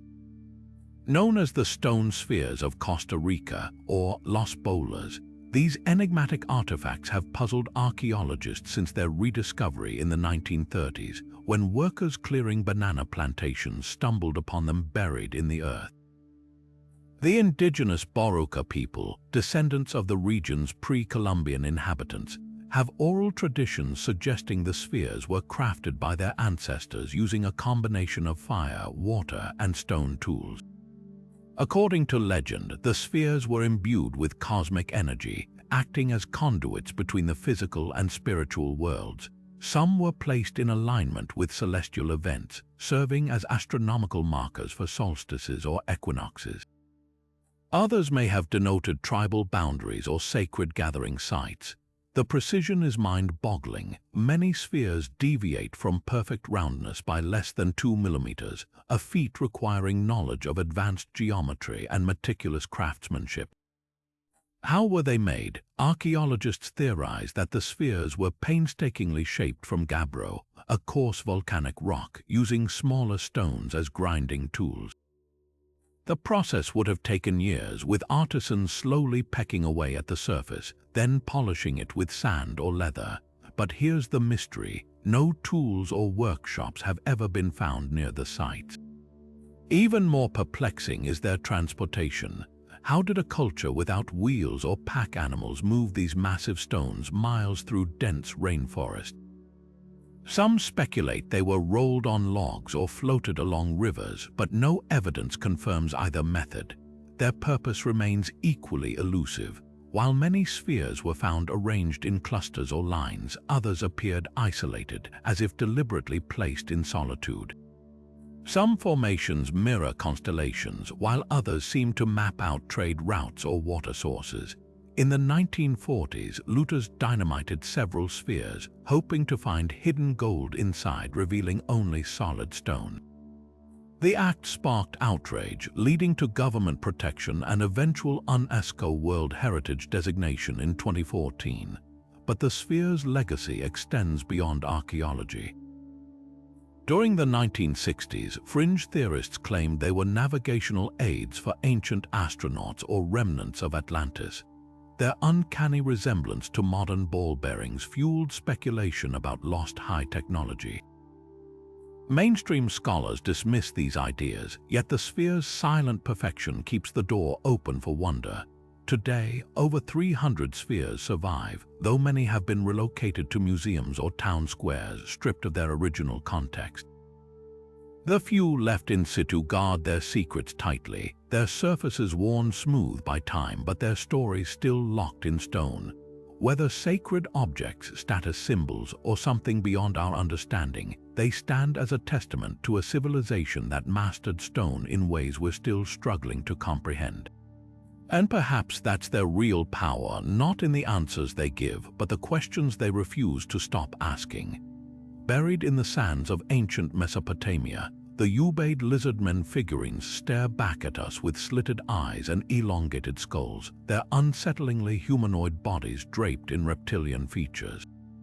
Dating back 7,000 years to the Ubaid period of modern-day Iraq, these clay statues depict figures with tapered faces, almond-shaped eyes, and lizard-like heads, some cradling infants, others posed in ritualistic stances. Unlike typical fertility idols or deities of the era, these figures radiate an eerie otherness. Were they representations of gods, costumed shamans, or could they hint at something far more unexpected lurking in humanity's collective memory? The Ubaid culture, a precursor to the Sumerians, left behind no written records to explain these figures, forcing archaeologists to piece together their meaning from context. Many of the statues were found in household shrines, suggesting they held religious significance. Their exaggerated hips and breastfeeding postures link them to fertility cults common in early agrarian societies, but why the reptilian traits? One theory points to shamanic transformation rituals, where spiritual leaders wore animal masks or costumes to channel otherworldly powers. Snakes and lizards, symbols of rebirth due to their shedding skin, often represented regeneration in ancient mythologies. Perhaps these figurines depict revered healers or oracles mid-ritual, frozen in clay as they bridge the human and divine. Then there's the more provocative interpretation that the Ubaid lizardmen reflect encounters with non-human intelligences. Ancient astronaut theorists point to global parallels from the serpent-headed gods of Mesoamerica to the Nagas of Hindu lore as evidence of a shared memory of reptilian beings interacting with early humans. Skeptics dismiss this as pareidolia, our tendency to project familiar patterns onto ambiguous shapes. Yet the consistency of these features across multiple figurines, some meticulously detailed with scales and forked tongues, challenges the idea of mere artistic whim. Recent excavations compound the mystery. At the site of Eridu, one of the world's oldest cities, archaeologists uncovered a burial where a human skeleton was interred with a lizardman figurine clasped in its hands. Was this a guardian for the afterlife, a lineage marker for a family claiming descent from serpent deities? The truth may lie in the Ubaid people's environment. Southern Mesopotamia's marshlands teemed with reptiles, creatures both feared and revered. In a world where floods and droughts dictated survival, perhaps these figurines embodied the primal forces their creators sought to appease or emulate. Whatever their purpose, the Ubaid lizardmen defy easy categorization. They're not quite gods, not quite humans, but something in between, a whisper from a time when the boundaries between myth and reality were fluid. Today, they provoke more questions than answers. Their silent, scaled faces a reminder that some ancient secrets refuse to be unearthed so easily. Whether spiritual symbols or something stranger, they challenge us to reconsider how deeply the threads of the unknown are woven into our past. Buried beneath the banks of Romania's Mureș River in 1974, the Aod wedge appeared to be a relic out of time. Workers digging a trench uncovered this strange metal object nestled among the fossilized bones of a mastodon, a creature that roamed Earth tens of thousands of years ago. At first glance, the wedge-shaped artifact composed primarily of aluminum seemed impossible. Aluminum wasn't smelted until the 19th century, yet here it was encased in Pleistocene-era sediments. The discovery sparked immediate speculation. Was this proof of ancient advanced technology, extraterrestrial visitation, or simply a glaring anomaly that rewrote human history? Initial analyses only deepened the mystery. The wedge weighed approximately 5 pounds with dimensions resembling a tool or structural component. Its surface showed signs of wear and oxidation consistent with great age.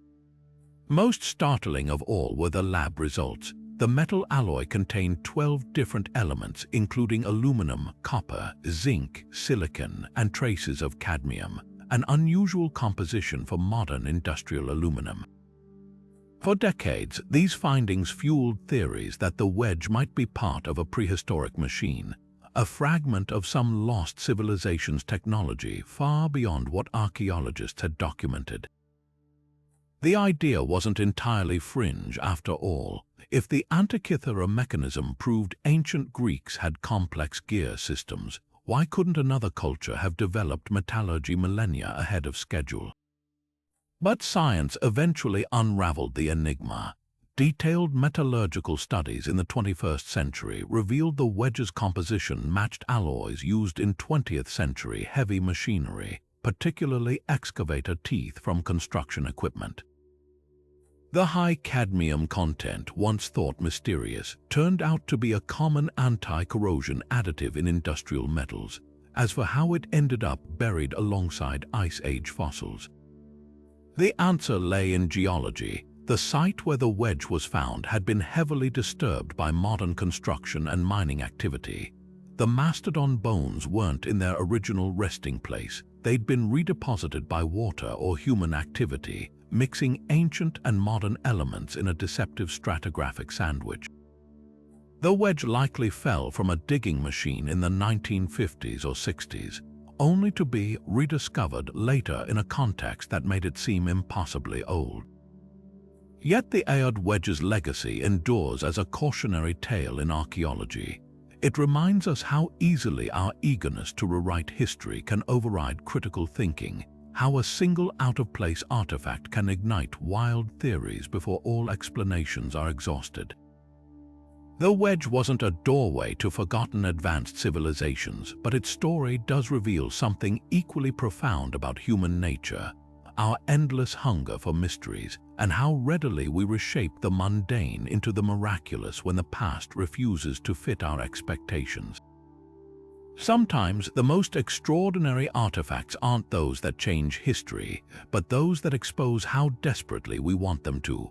Deep in the soil of Toluca Valley, Mexico, archaeologists made a discovery that sent shockwaves through the academic world: a terracotta head with uncanny Roman features buried beneath layers of pre-Columbian ruins. Known as the Tlahuaca head, this small sculpture depicts a bearded man with distinctly European facial structure, wearing what appears to be a Hellenistic-style headdress. Carbon dating placed it between the 9th and 13th centuries, long before Columbus set foot in the Americas. The implications were staggering. Had Roman travelers reached Mexico 1,000 years before Europeans officially discovered the New World, or was this artifact a clever hoax or misstated anomaly? The head was uncovered in 1933 by archaeologist José Garcia Payon during excavations at the Tlahuaca site, a settlement linked to the Matlatzinca culture. Buried beneath an undisturbed layer of volcanic ash, it seemed securely placed in a pre-Hispanic context. Stylistically, however, it had no parallels in Mesoamerican art. The curly beard alone was a red flag, a feature rarely depicted in indigenous artwork where facial hair was uncommon. Instead, the head bore striking resemblance to Roman terracotta figurines from the 2nd or 3rd century, particularly those depicting seafarers or merchants. If genuine, this tiny artifact could rewrite the history of transatlantic contact. Skeptics quickly offered alternative explanations. Some argued the head was a colonial-era import, perhaps brought by Spanish conquistadors as a curiosity and accidentally mixed into older layers during construction or looting. Others suggested it might have been planted as a prank after all. The early 20th century saw a rash of archaeological hoaxes, from the Piltdown Man to the infamous Davenport tablets. Yet the head's context was difficult to dismiss. The excavation site showed no signs of disturbance, and the volcanic layer above it dated to a period long before European arrival. Then came the scientific analyzers. Thermoluminescence testing in the 1990s confirmed the head's production date aligned with the 9th to 13th century range, seemingly ruling out colonial origins. But critics pointed out limitations. Thermoluminescence can be affected by environmental factors, and without corroborating evidence, the date remained contentious. Meanwhile, art historians noted stylistic quirks that didn't perfectly match Roman prototypes, like the headdress's ambiguous design. Was it a poorly copied Roman artifact or a Mesoamerican artist's interpretation of a foreign face? The debate took a new turn when researchers proposed a third possibility: accidental transport. Roman shipwrecks have been found as far west as the Azores, and ocean currents could theoretically carry debris across the Atlantic.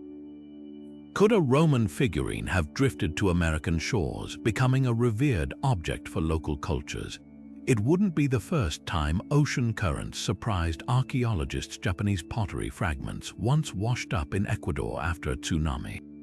But the most intriguing angle isn't just whether the Romans reached Mexico, it's why this idea remains so controversial. Mainstream history is built on the assumption that pre-Columbian America was isolated, a narrative challenged by fringe theories and scattered anomalies like this head. For every scholar arguing the Tlahuaca head is proof of early contact, another insists it's an outlier, a statistical fluke in an otherwise clear timeline. What makes this artifact endure isn't just its mysterious origin, it's the questions it forces us to confront. How much of history is written in stone, and how much is simply the story we've agreed to tell? Until another Roman relic surfaces in the Americas, the Tlahuaca head will remain a tantalizing enigma, a whisper across centuries that refuses to be silenced. Whether it's proof of forgotten voyages or just a stubborn anomaly, it reminds us that the past is far more fluid than we'd like to believe. Buried under the roots of a Minnesota poplar tree in 1898, the Kensington runestone ignited a firestorm of controversy that still flickers today. Carved with cryptic Norse runes, this 200-pound slab of grey-wacky sandstone tells a gripping tale of Viking explorers stranded in North America in the year 1362, far inland from any known Norse settlement. The inscription describes a party of 10 men, red with blood and dead, ambushed near a lake while on a journey westward from their ships. If genuine, this would rewrite history, proving Scandinavians ventured deep into mainland America a century before Columbus. But from the moment farmer Olaf Oman claimed to discover it on his land, scholars have locked horns over one burning question. Is this the smoking gun of pre-Columbian contact or an elaborate hoax etched by a homesick immigrant's hand? Linguists were the first to sound the alarm. The runestone's text is a bizarre patchwork of medieval and modern Scandinavian dialects, peppered with grammatical errors no 14th century scribe would make. Words like dead for death reflect 19th century Swedish dialect, not Old Norse. Even the runes themselves are suspicious. Some characters resemble shorthand symbols from Oman's native Dalarna province, while others mimic antiquarian rune guides popular among Scandinavian Americans at the time. The clincher, the stone uses Arabic numerals 1362 alongside runes, a mix never found in authentic Viking inscriptions. Imagine writing a colonial-era document with emojis. It's that jarring. Then there's the context. Oman, a Swedish immigrant, lived in a community steeped in Viking nostalgia. The late 1800s saw a surge of interest in Norse heritage, with clubs and newspapers celebrating Scandinavia's medieval past. Just a decade earlier, the World's Fair in Chicago had showcased replica Viking ships, stoking pride and imagination among Scandinavian settlers. Historians note that Oman owned books on runes, and his neighbor was a known prankster who'd crafted fake artifacts before. The stone's sudden appearance just as Minnesota was celebrating its Norse roots feels less like coincidence and more like performance art. But here's where it gets messy. Geologists in the 1980s analyzed the stone's weathering, finding mineral deposits in the carvings that suggested centuries of exposure. Proponents seized on this as proof of authenticity, arguing no 19th century forger could replicate such natural erosion. Yet skeptics counter that Oman could have used acid or tools to artificially age the stone, or that the weathering might be mineral leaching from the tree roots under which it was buried. Without definitive dating methods for the carvings themselves, the debate becomes a Rorschach test. What you see depends on what you want to believe. The runestone's legacy thrives in the space between fact and folklore. Today, it sits in a museum in Alexandria, Minnesota, where visitors can decide for themselves. Local festivals celebrate it as real, while academic consensus dismisses it as clever fiction. But perhaps its true value isn't in its authenticity, but in what it reveals about cultural identity. For Scandinavian immigrants, the stone was a symbol of belonging, a way to plant their roots deeper than the poplar that once hid it. For the rest of us, it's a reminder that history isn't just written by the victors. Sometimes it's carved by the dreamers. Standing in a quiet park in Newport, Rhode Island, the so-called Newport Tower rises like a question mark carved in stone. This 28-foot-tall cylindrical structure, with its 8 graceful arches and central fireplace, has sparked fierce debates for centuries. Is it a colonial windmill, a Viking church, or evidence of secret Templar voyages to the New World? The tower's architecture tells a story, but deciphering it depends on who you ask. Colonial records point to a mundane explanation. The earliest documented reference to the tower appears in a 1677 will from Benedict Arnold, yes, the great-grandfather of the infamous traitor, who called it his stone-built windmill. Proponents of this theory highlight its resemblance to 17th-century English windmills, particularly the Chesterton Mill in Warwickshire, which shares the same arch design. The tower's mortar, when analyzed, contains shell fragments consistent with local colonial construction techniques. Even its placement makes pragmatic sense. Perched atop a hill, it would have caught coastal winds perfectly for grinding grain. Case closed, not quite, because then there's the Viking angle. In 1839, Danish archaeologist Carl Christian Raffen pointed to the tower's resemblance to Norse baptistries like those in Greenland and Denmark. The arches, he argued, align with solstice sunrises, a feature common in Viking structures. Later researchers noted similarities to round churches built by the Templars in Europe, fueling speculation that knights fleeing persecution might have carried their architectural secrets to America.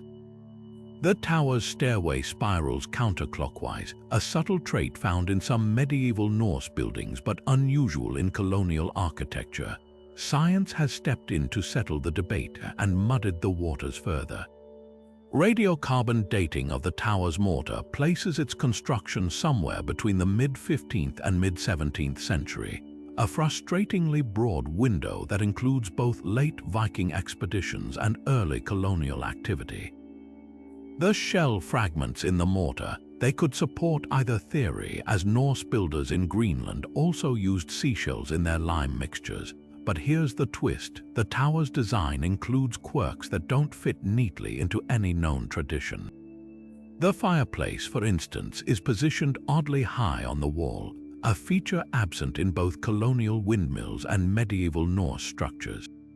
The niches carved into the interior walls defy easy explanation.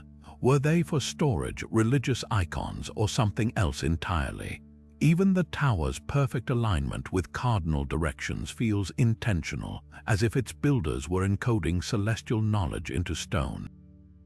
The Newport Tower endures as a mirror of our historical biases.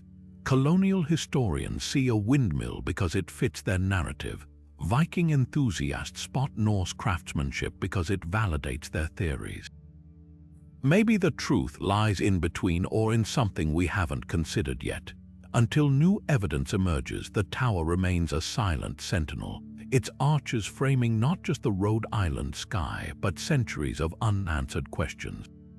Whether colonial pragmatism or medieval mystery, it challenges us to wonder how many other secrets might be hiding in plain sight, disguised as ordinary landmarks. Beneath the choppy waves of the Baltic Sea, a sonar image captured in 2011 by Swedish ocean explorers sent conspiracy theorists into overdrive. A massive, circular object with straight edges and what appeared to be staircases or ramps, resting nearly 300 feet below the surface. Dubbed the Baltic Sea Anomaly, this 200-foot-wide structure looked like something straight out of a sci-fi movie. A perfect disk with angular protrusions, its symmetrical design defying the randomness of natural geology. Was this a crashed UFO, an ancient megalithic site swallowed by rising seas, or just a trick of underwater topography? The debate has raged for over a decade, with scientists and UFO hunters locked in a tug of war between cold facts and tantalizing speculation. When the Ocean X diving team first spotted the anomaly on their side-scan sonar, the readings were so bizarre they assumed their equipment was malfunctioning. But subsequent expeditions only deepened the mystery. Divers reported electronic devices failing as they neared the object, their cameras flickering as if affected by some unseen force.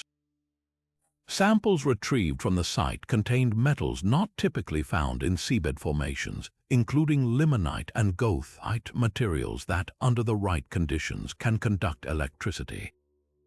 Even more puzzling were the stone-like pillars nearby, arranged in patterns that some argued resembled architectural supports. UFO enthusiasts pounced, citing these details as evidence of an extraterrestrial craft cloaked in sediment, its power source still faintly disrupting human technology. Geologists, however, rolled up their sleeves and offered far less sensational explanations. The anomaly's uncanny shape, they argued, was likely a glacial deposit, a moraine left behind by retreating ice sheets during the last ice age. The symmetrical lines, perfectly natural fractures caused by tectonic stress or underwater currents. As for the ramps and staircases, pareidolia, the human tendency to see familiar patterns in random shapes was at play. Similar formations had been documented elsewhere, like the Bimini Road in the Bahamas, once thought to be Atlantean ruins but later identified as Beecrock formations. Even the metals had mundane origins. Limonite often forms around shipwrecks as iron corrodes in saltwater, yet the anomaly refused to be dismissed so easily. Sonar experts pointed out that glacial deposits rarely produce such geometrically rigid edges. The object's 90-degree angles and smooth surfaces stood in stark contrast to the irregular shapes typical of natural rock formations. And then there were the divers' persistent claims of electromagnetic interference, reports that, while anecdotal, aligned eerily with descriptions of UFO-related, vehicle-stopping effects documented in other encounters. The truth might lie somewhere between the extraordinary and the ordinary. Some researchers propose the anomaly could be a WW2-era anti-submarine device or a sunken Nazi military installation, given the Baltic's history as a battleground for naval warfare. Others speculate it might be a submerged archaeological site from a forgotten civilization, a hypothesis bolstered by discoveries like Doggerland, the now drowned Mesolithic landscape beneath the North Sea. Whatever its origins, the Baltic Sea anomaly serves as a modern-day Rorschach test. For some, it's proof that we're not alone in the universe. For others, it's a lesson in how easily nature can mimic artifice. But perhaps its greatest power lies in its ambiguity, a reminder that the depths of our planet still hold secrets waiting to surface, whether they're born of ice, history, or something far beyond our understanding. The Devil's Bible isn't just a book. It's a behemoth of parchment and ink, a medieval manuscript so massive it's said to have required the skins of 160 donkeys to create.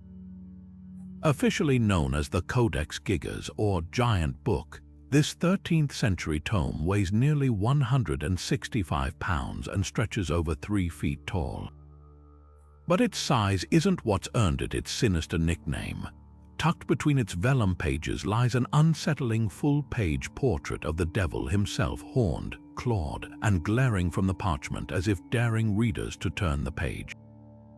Legend claims this wasn't just any scribe's work, but a pact sealed in desperation, written in a single night by a doomed monk with supernatural assistance. The story goes like this. A Benedictine monk, sentenced to be walled alive for breaking his vows, struck a bargain to avoid execution. He promised to craft the ultimate manuscript, one containing all human knowledge from the Bible to medical texts in a single night. As midnight approached and the task seemed impossible, he prayed not to God but to the fallen angel Lucifer. The devil answered, completing the manuscript in exchange for the monk's soul. The proof, that infamous devil illustration, staring out from the page like a signature on a diabolical contract. Of course, historians dismiss this as folklore, but the Codex Gigas's eerie history makes skepticism feel flimsy. Take the devil's portrait itself. Unlike typical medieval depictions of Satan as a grotesque, bestial figure, this rendering is almost charismatic. Dressed in an ermine loincloth, a detail reserved for royalty, the devil crouches with an expression closer to mischief than malice. Some scholars argue it's not Satan at all, but a portrayal of a fallen angel in exile, a nuanced take rare for the era. Others note the facing page shows the heavenly Jerusalem, creating a deliberate moral contrast, salvation versus damnation side by side. Was this a visual sermon or something darker? The answer might lie in the manuscript's missing pages, because here's where the curse whispers louder.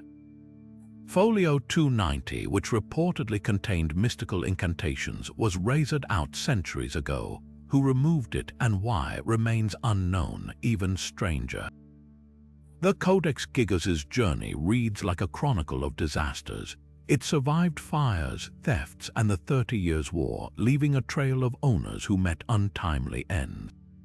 Swedish troops looted it from Prague in 1648, and during transport their ship nearly sank in a storm. When it finally reached Stockholm, the library that housed it burned to the ground within years. Yet the codex, though singed, emerged intact. Coincidence or something more? Modern analysis offers some clarity. The handwriting is consistent throughout, suggesting a single scribe, but no human could have penned this alone. Experts estimate it would have taken 5 years of non-stop work, not one night. The ink matches 13th century recipes, and the text includes everything from the Vulgate Bible to Josephus's histories, even practical guides for exorcisms. This wasn't a demon's homework, it was a monastic encyclopedia, likely commissioned by a wealthy abbey. Yet the mystery lingers. Why devote an entire page to the devil in a holy text? Why the rumors of supernatural aid? Perhaps because the Codex Gigas, like all great legends, reflects our own fears back at us. In an era when books were rare and literacy rarer, something this colossal would have seemed almost unnatural. Its very existence blurred the line between devotion and arrogance, as if its creator sought to rival divine knowledge. And in that ambition, maybe the real curse wasn't a demonic pact, but the human hunger to know too much, to hold all the world's secrets in one leather-bound volume, no matter the cost. Today, the Devil's Bible sits quietly in Sweden's National Library, its pages open to visitors. But that portrait still watches, waiting for the next reader to wonder, was it really just ink and parchment, or proof that some bargains are written in blood? The lead codices burst onto the archaeological scene in 2008 like a scriptural bombshell. 30 palm-sized metal books, their lead pages bound with rings, etched with cryptic symbols and faint Hebrew lettering. Discovered in a remote cave in northern Jordan, they were hailed as the earliest known Christian texts, potentially predating even the Dead Sea Scrolls. The imagery was staggering: crosses, menorahs, and what appeared to be a map of Jerusalem, all pressed into tarnished metal. Some scholars speculated these could be relics from the 1st century, hidden by fleeing believers during the Jewish revolt. The media frenzy reached a fever pitch, with headlines declaring the codices might rewrite the history of early Christianity. But beneath the patina of antiquity lurked glaring red flags. The book's iconography was a chaotic mashup of eras and cultures: Hebrew letters mingled with pagan symbols, Roman soldiers alongside temple architecture that didn't match 1st century Jerusalem.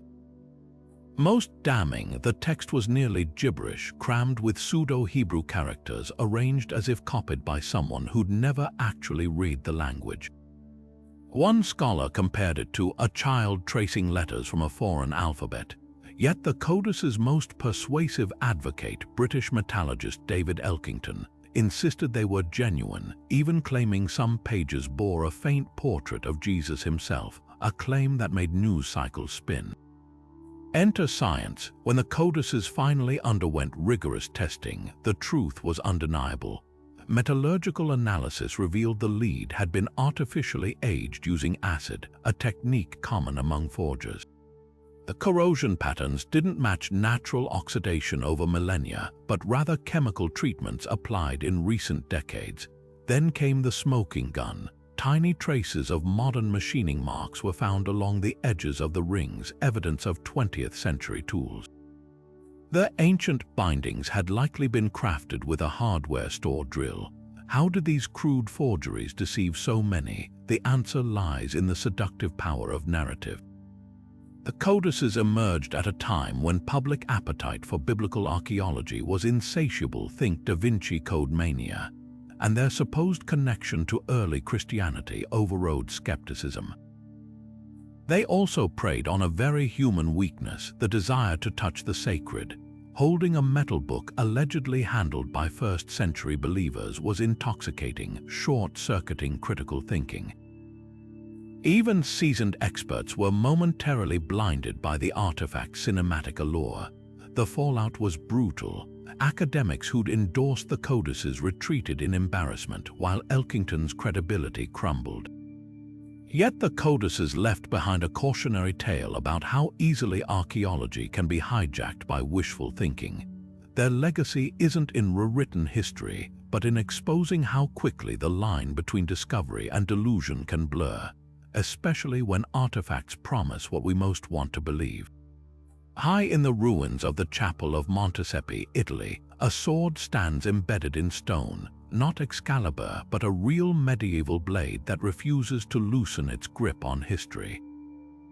Known as the Sword in the Stone of San Galgano, this 12th century relic has drawn pilgrims and treasure hunters for centuries, its weathered hilt protruding defiantly from a fissure in the rock. Unlike Arthurian legend, where young Arthur pulls the sword to claim his destiny, this blade's backstory is grounded in historical record, yet its mystique has only grown wilder with time. The sword belongs to Galgano Guidotti, a knight-turned-hermit who renounced violence after visions of the Archangel Michael. According to chronicles, in 1180, Galgano thrust his weapon into the stone as a symbolic act, transforming it into a cross that couldn't be removed. Skeptics argue the sword is a clever medieval installation, a piece of theater to sanctify the site. But here's the twist: scientific analysis confirms the blade dates to Galgano's era, and the rock beneath it shows no signs of tampering. The sword wasn't slotted into a pre-carved hole. It was driven into solid stone with such force that the rock fused around it over centuries. Then there's the magnetism of belief. Locals insist the sword still holds power, that on certain moonlit nights the hilt hums with an eerie resonance. Others claim attempting to remove it brings misfortune, citing a 20th century priest who tried and died mysteriously weeks later. Historians dismiss these tales as folklore, but the sword's uncanny durability fuels speculation. How has it resisted 800 years of looters, wars, and erosion? Arthurian parallels are inevitable. Some argue Galgano's story directly inspired later Excalibur legends, with monks embellishing the tale to attract pilgrims. Others propose a cultural echo, that societies independently create myths around weapons embedded in stone as symbols of divine authority. The truth may lie in the human psyche. Whether in Tuscany or Camelot, these swords represent a universal longing, proof that righteousness can literally anchor itself into the earth, immutable and unyielding.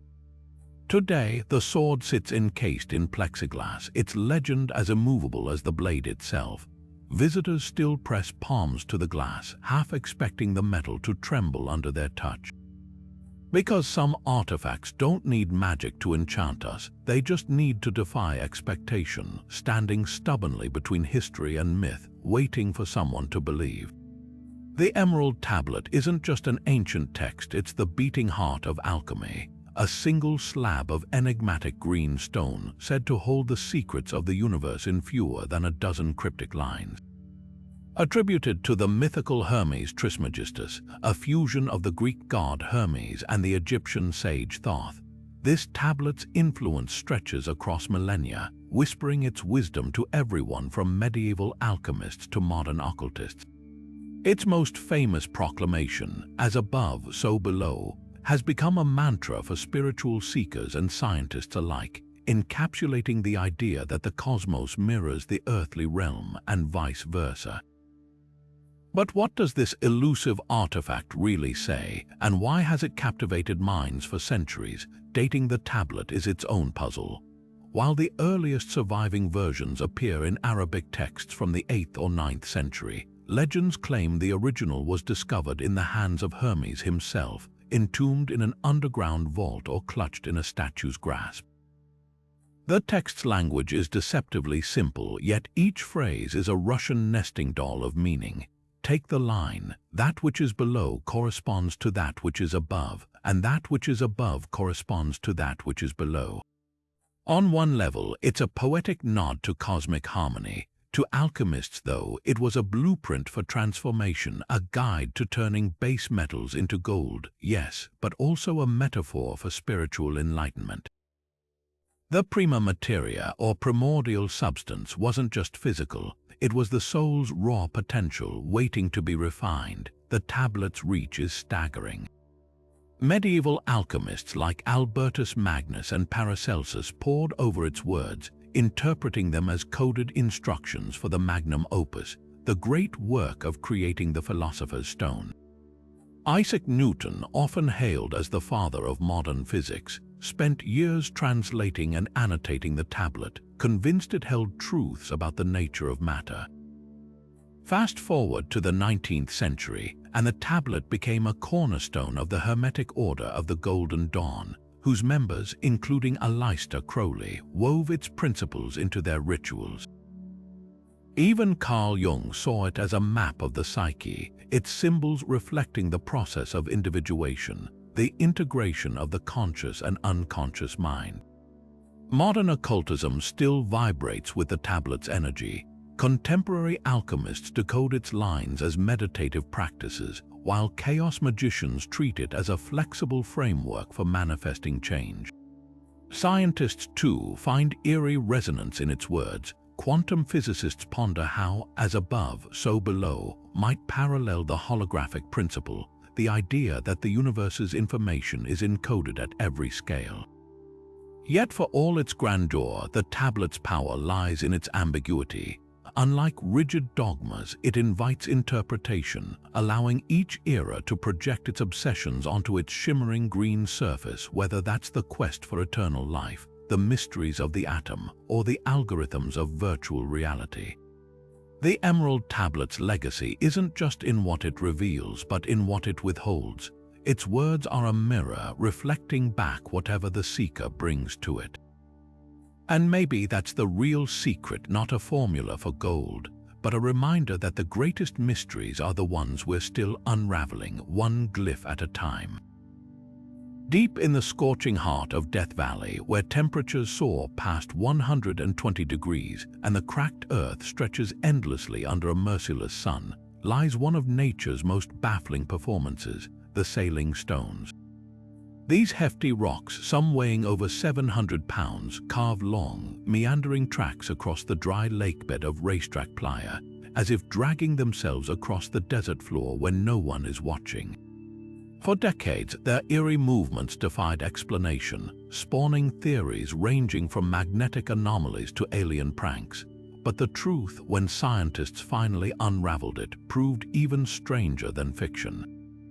The mystery began in the 1940s when park rangers first documented the trails, some stretching hundreds of feet in perfectly straight lines, others looping in graceful curves. No one had ever seen the stones move, yet the evidence was undeniable. Fresh grooves appeared overnight, cutting through the parched mud like tire tracks. Early researchers proposed dust devils or flash floods, but the rock's sheer weight ruled out wind alone, and the playa rarely held water long enough to float them. The most outlandish theory, that the stones were propelled by supernatural forces, cursed to wander the desert for eternity. Then, in 2013, a team of researchers armed with time-lapse cameras and GPS trackers cracked the case. The answer lay in a delicate ballet of ice, wind, and sunlight. During winter nights, rare rainstorms would pool shallow water across the playa. As temperatures plummeted, the water froze into thin, glassy sheets around the rocks. Come morning, sunlight melted the ice just enough to fracture it into floating panels. When desert winds, gentle as a breeze but persistent, pushed against these ice sheets, they became makeshift sails, nudging the rocks across the slick mud at speeds barely perceptible to the naked eye. The stones, embedded in the ice like gems in a moving mosaic, left trails as they inched forward, their paths dictated by the whims of the wind. The phenomenon required a perfect storm of conditions, just enough water to freeze but not too much to drown the stones, temperatures cold enough for ice but warm enough to melt it by midday, and winds strong enough to move the ice but not so violent as to shatter it. What makes the sailing stones so mesmerizing isn't just the science, it's the poetry of their movement. These boulders don't roll or tumble, they glide as if skating on nature's own rink. The trails they leave behind are ephemeral art, lasting only until the next rain erases them, resetting the stage for another performance. And while we now understand the mechanics, there's still magic in imagining the playa at night. The silence broken only by the faint creak of ice, the stars overhead, and the stones, patient and ponderous, beginning their slow dance across the desert floor. The sailing stones remind us that even in the harshest landscapes, nature engineers moments of quiet wonder. They're a testament to the unseen forces that shape our world, moving mountains, or at least 700-pound rocks, one icy nudge at a time. And though we've peeled back the mystery, the spectacle endures, inviting us to marvel at the delicate, invisible hand that guides them. After all, some secrets aren't diminished when solved, they become more beautiful for being known. Buried among the treasures of ancient Mesopotamia, the Baghdad aircraft stands as one of archaeology's most hotly debated enigmas. This small gold figurine, unearthed from a Sumerian tomb dating back over 2,500 years, looks startlingly like a modern jet complete with delta wings, a tapered fuselage, and even what appears to be a vertical tail fin. To the untrained eye, it's an uncanny match for 20th century aerospace design, leading some to wonder, could this be proof that ancient civilizations witnessed or even possessed advanced flight technology? Mainstream archaeologists dismiss the idea with a chuckle. To them, the figurine is clearly a stylized bird, possibly a falcon or an eagle, rendered in the abstract aesthetic typical of Sumerian art. Birds were sacred symbols in Mesopotamian culture, often associated with deities like Ninurta, the god of war and agriculture. The so-called wings align with traditional representations of avian forms, and the tail fin might simply be a flattened perch or decorative flourish. After all, ancient artists weren't striving for photorealistic accuracy. They exaggerated features for symbolic impact. The resemblance to a jet, they argue, is pure coincidence, a case of pareidolia where our modern minds impose familiar shapes on ancient abstractions. But ancient astronaut theorists aren't so quick to shrug it off. They point to the figurine's precise aerodynamic proportions, which seem too calculated to be accidental. The wings are set far back on the body, a design choice that mirrors modern aircraft for stability, not something found in nature. Even more compelling are the grooves along the fuselage, which some interpret as rivet lines or panel seams, details a sculptor wouldn't include unless they were replicating a real mechanical object. Could the Sumerians have encountered flying machines, perhaps from a lost civilization or even extraterrestrial visitors? The supporters of this theory often reference the Epic of Gilgamesh, where descriptions of flying chariots and divine weapons sound eerily like advanced technology. Here's where the debate gets fascinating. Modern engineers have taken the Baghdad aircraft seriously enough to test its design. In the 1990s, aerodynamics experts built scale models of the figurine and subjected them to wind tunnel tests. The results were startling. The object performed like a functional glider, stable and capable of sustained flight when launched, of course. This doesn't prove the Sumerians had airplanes, but it does raise eyebrows. If it's just a bird, why does it fly like a plane? Perhaps the truth lies somewhere in between. Could the figurine represent a mythological creature blending bird and machine, a symbolic fusion of nature and divine power? Or was it inspired by something more tangible, a kite, a weather vane, or even an early understanding of aerodynamics?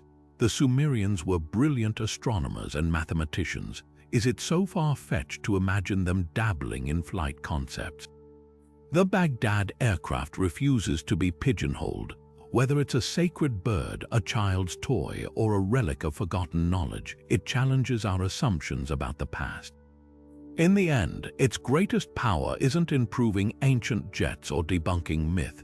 It's in reminding us that history is full of surprises, and sometimes the most ordinary artifacts become extraordinary simply because we dare to look at them differently. What is it about these legendary artifacts that keeps us digging through ancient ruins, scanning sonar images of the ocean floor, and poring over crumbling manuscripts century after century? It's not just gold or glory, it's something deeper, something coded into our very DNA. These objects are more than relics, they're bridges between the known and the unknown, between history and myth, between what we can prove and what we dare to imagine. Think about the Ark of the Covenant, a chest so powerful it could level cities, or the Holy Grail, a cup that promises eternal life. These aren't just stories, they're expressions of our deepest yearnings. The Ark represents divine power, the kind of absolute authority humans have always coveted. The Grail speaks to our fear of death and our desperate hope that somewhere, somehow, there's a way to cheat it. Even the humbler artifacts like the Antikythera Mechanism or the Saqqara bird tap into our fascination with lost knowledge. They whisper a tantalizing question: what if we've forgotten more than we've ever learned? But here's the real magic: these legends evolve with us.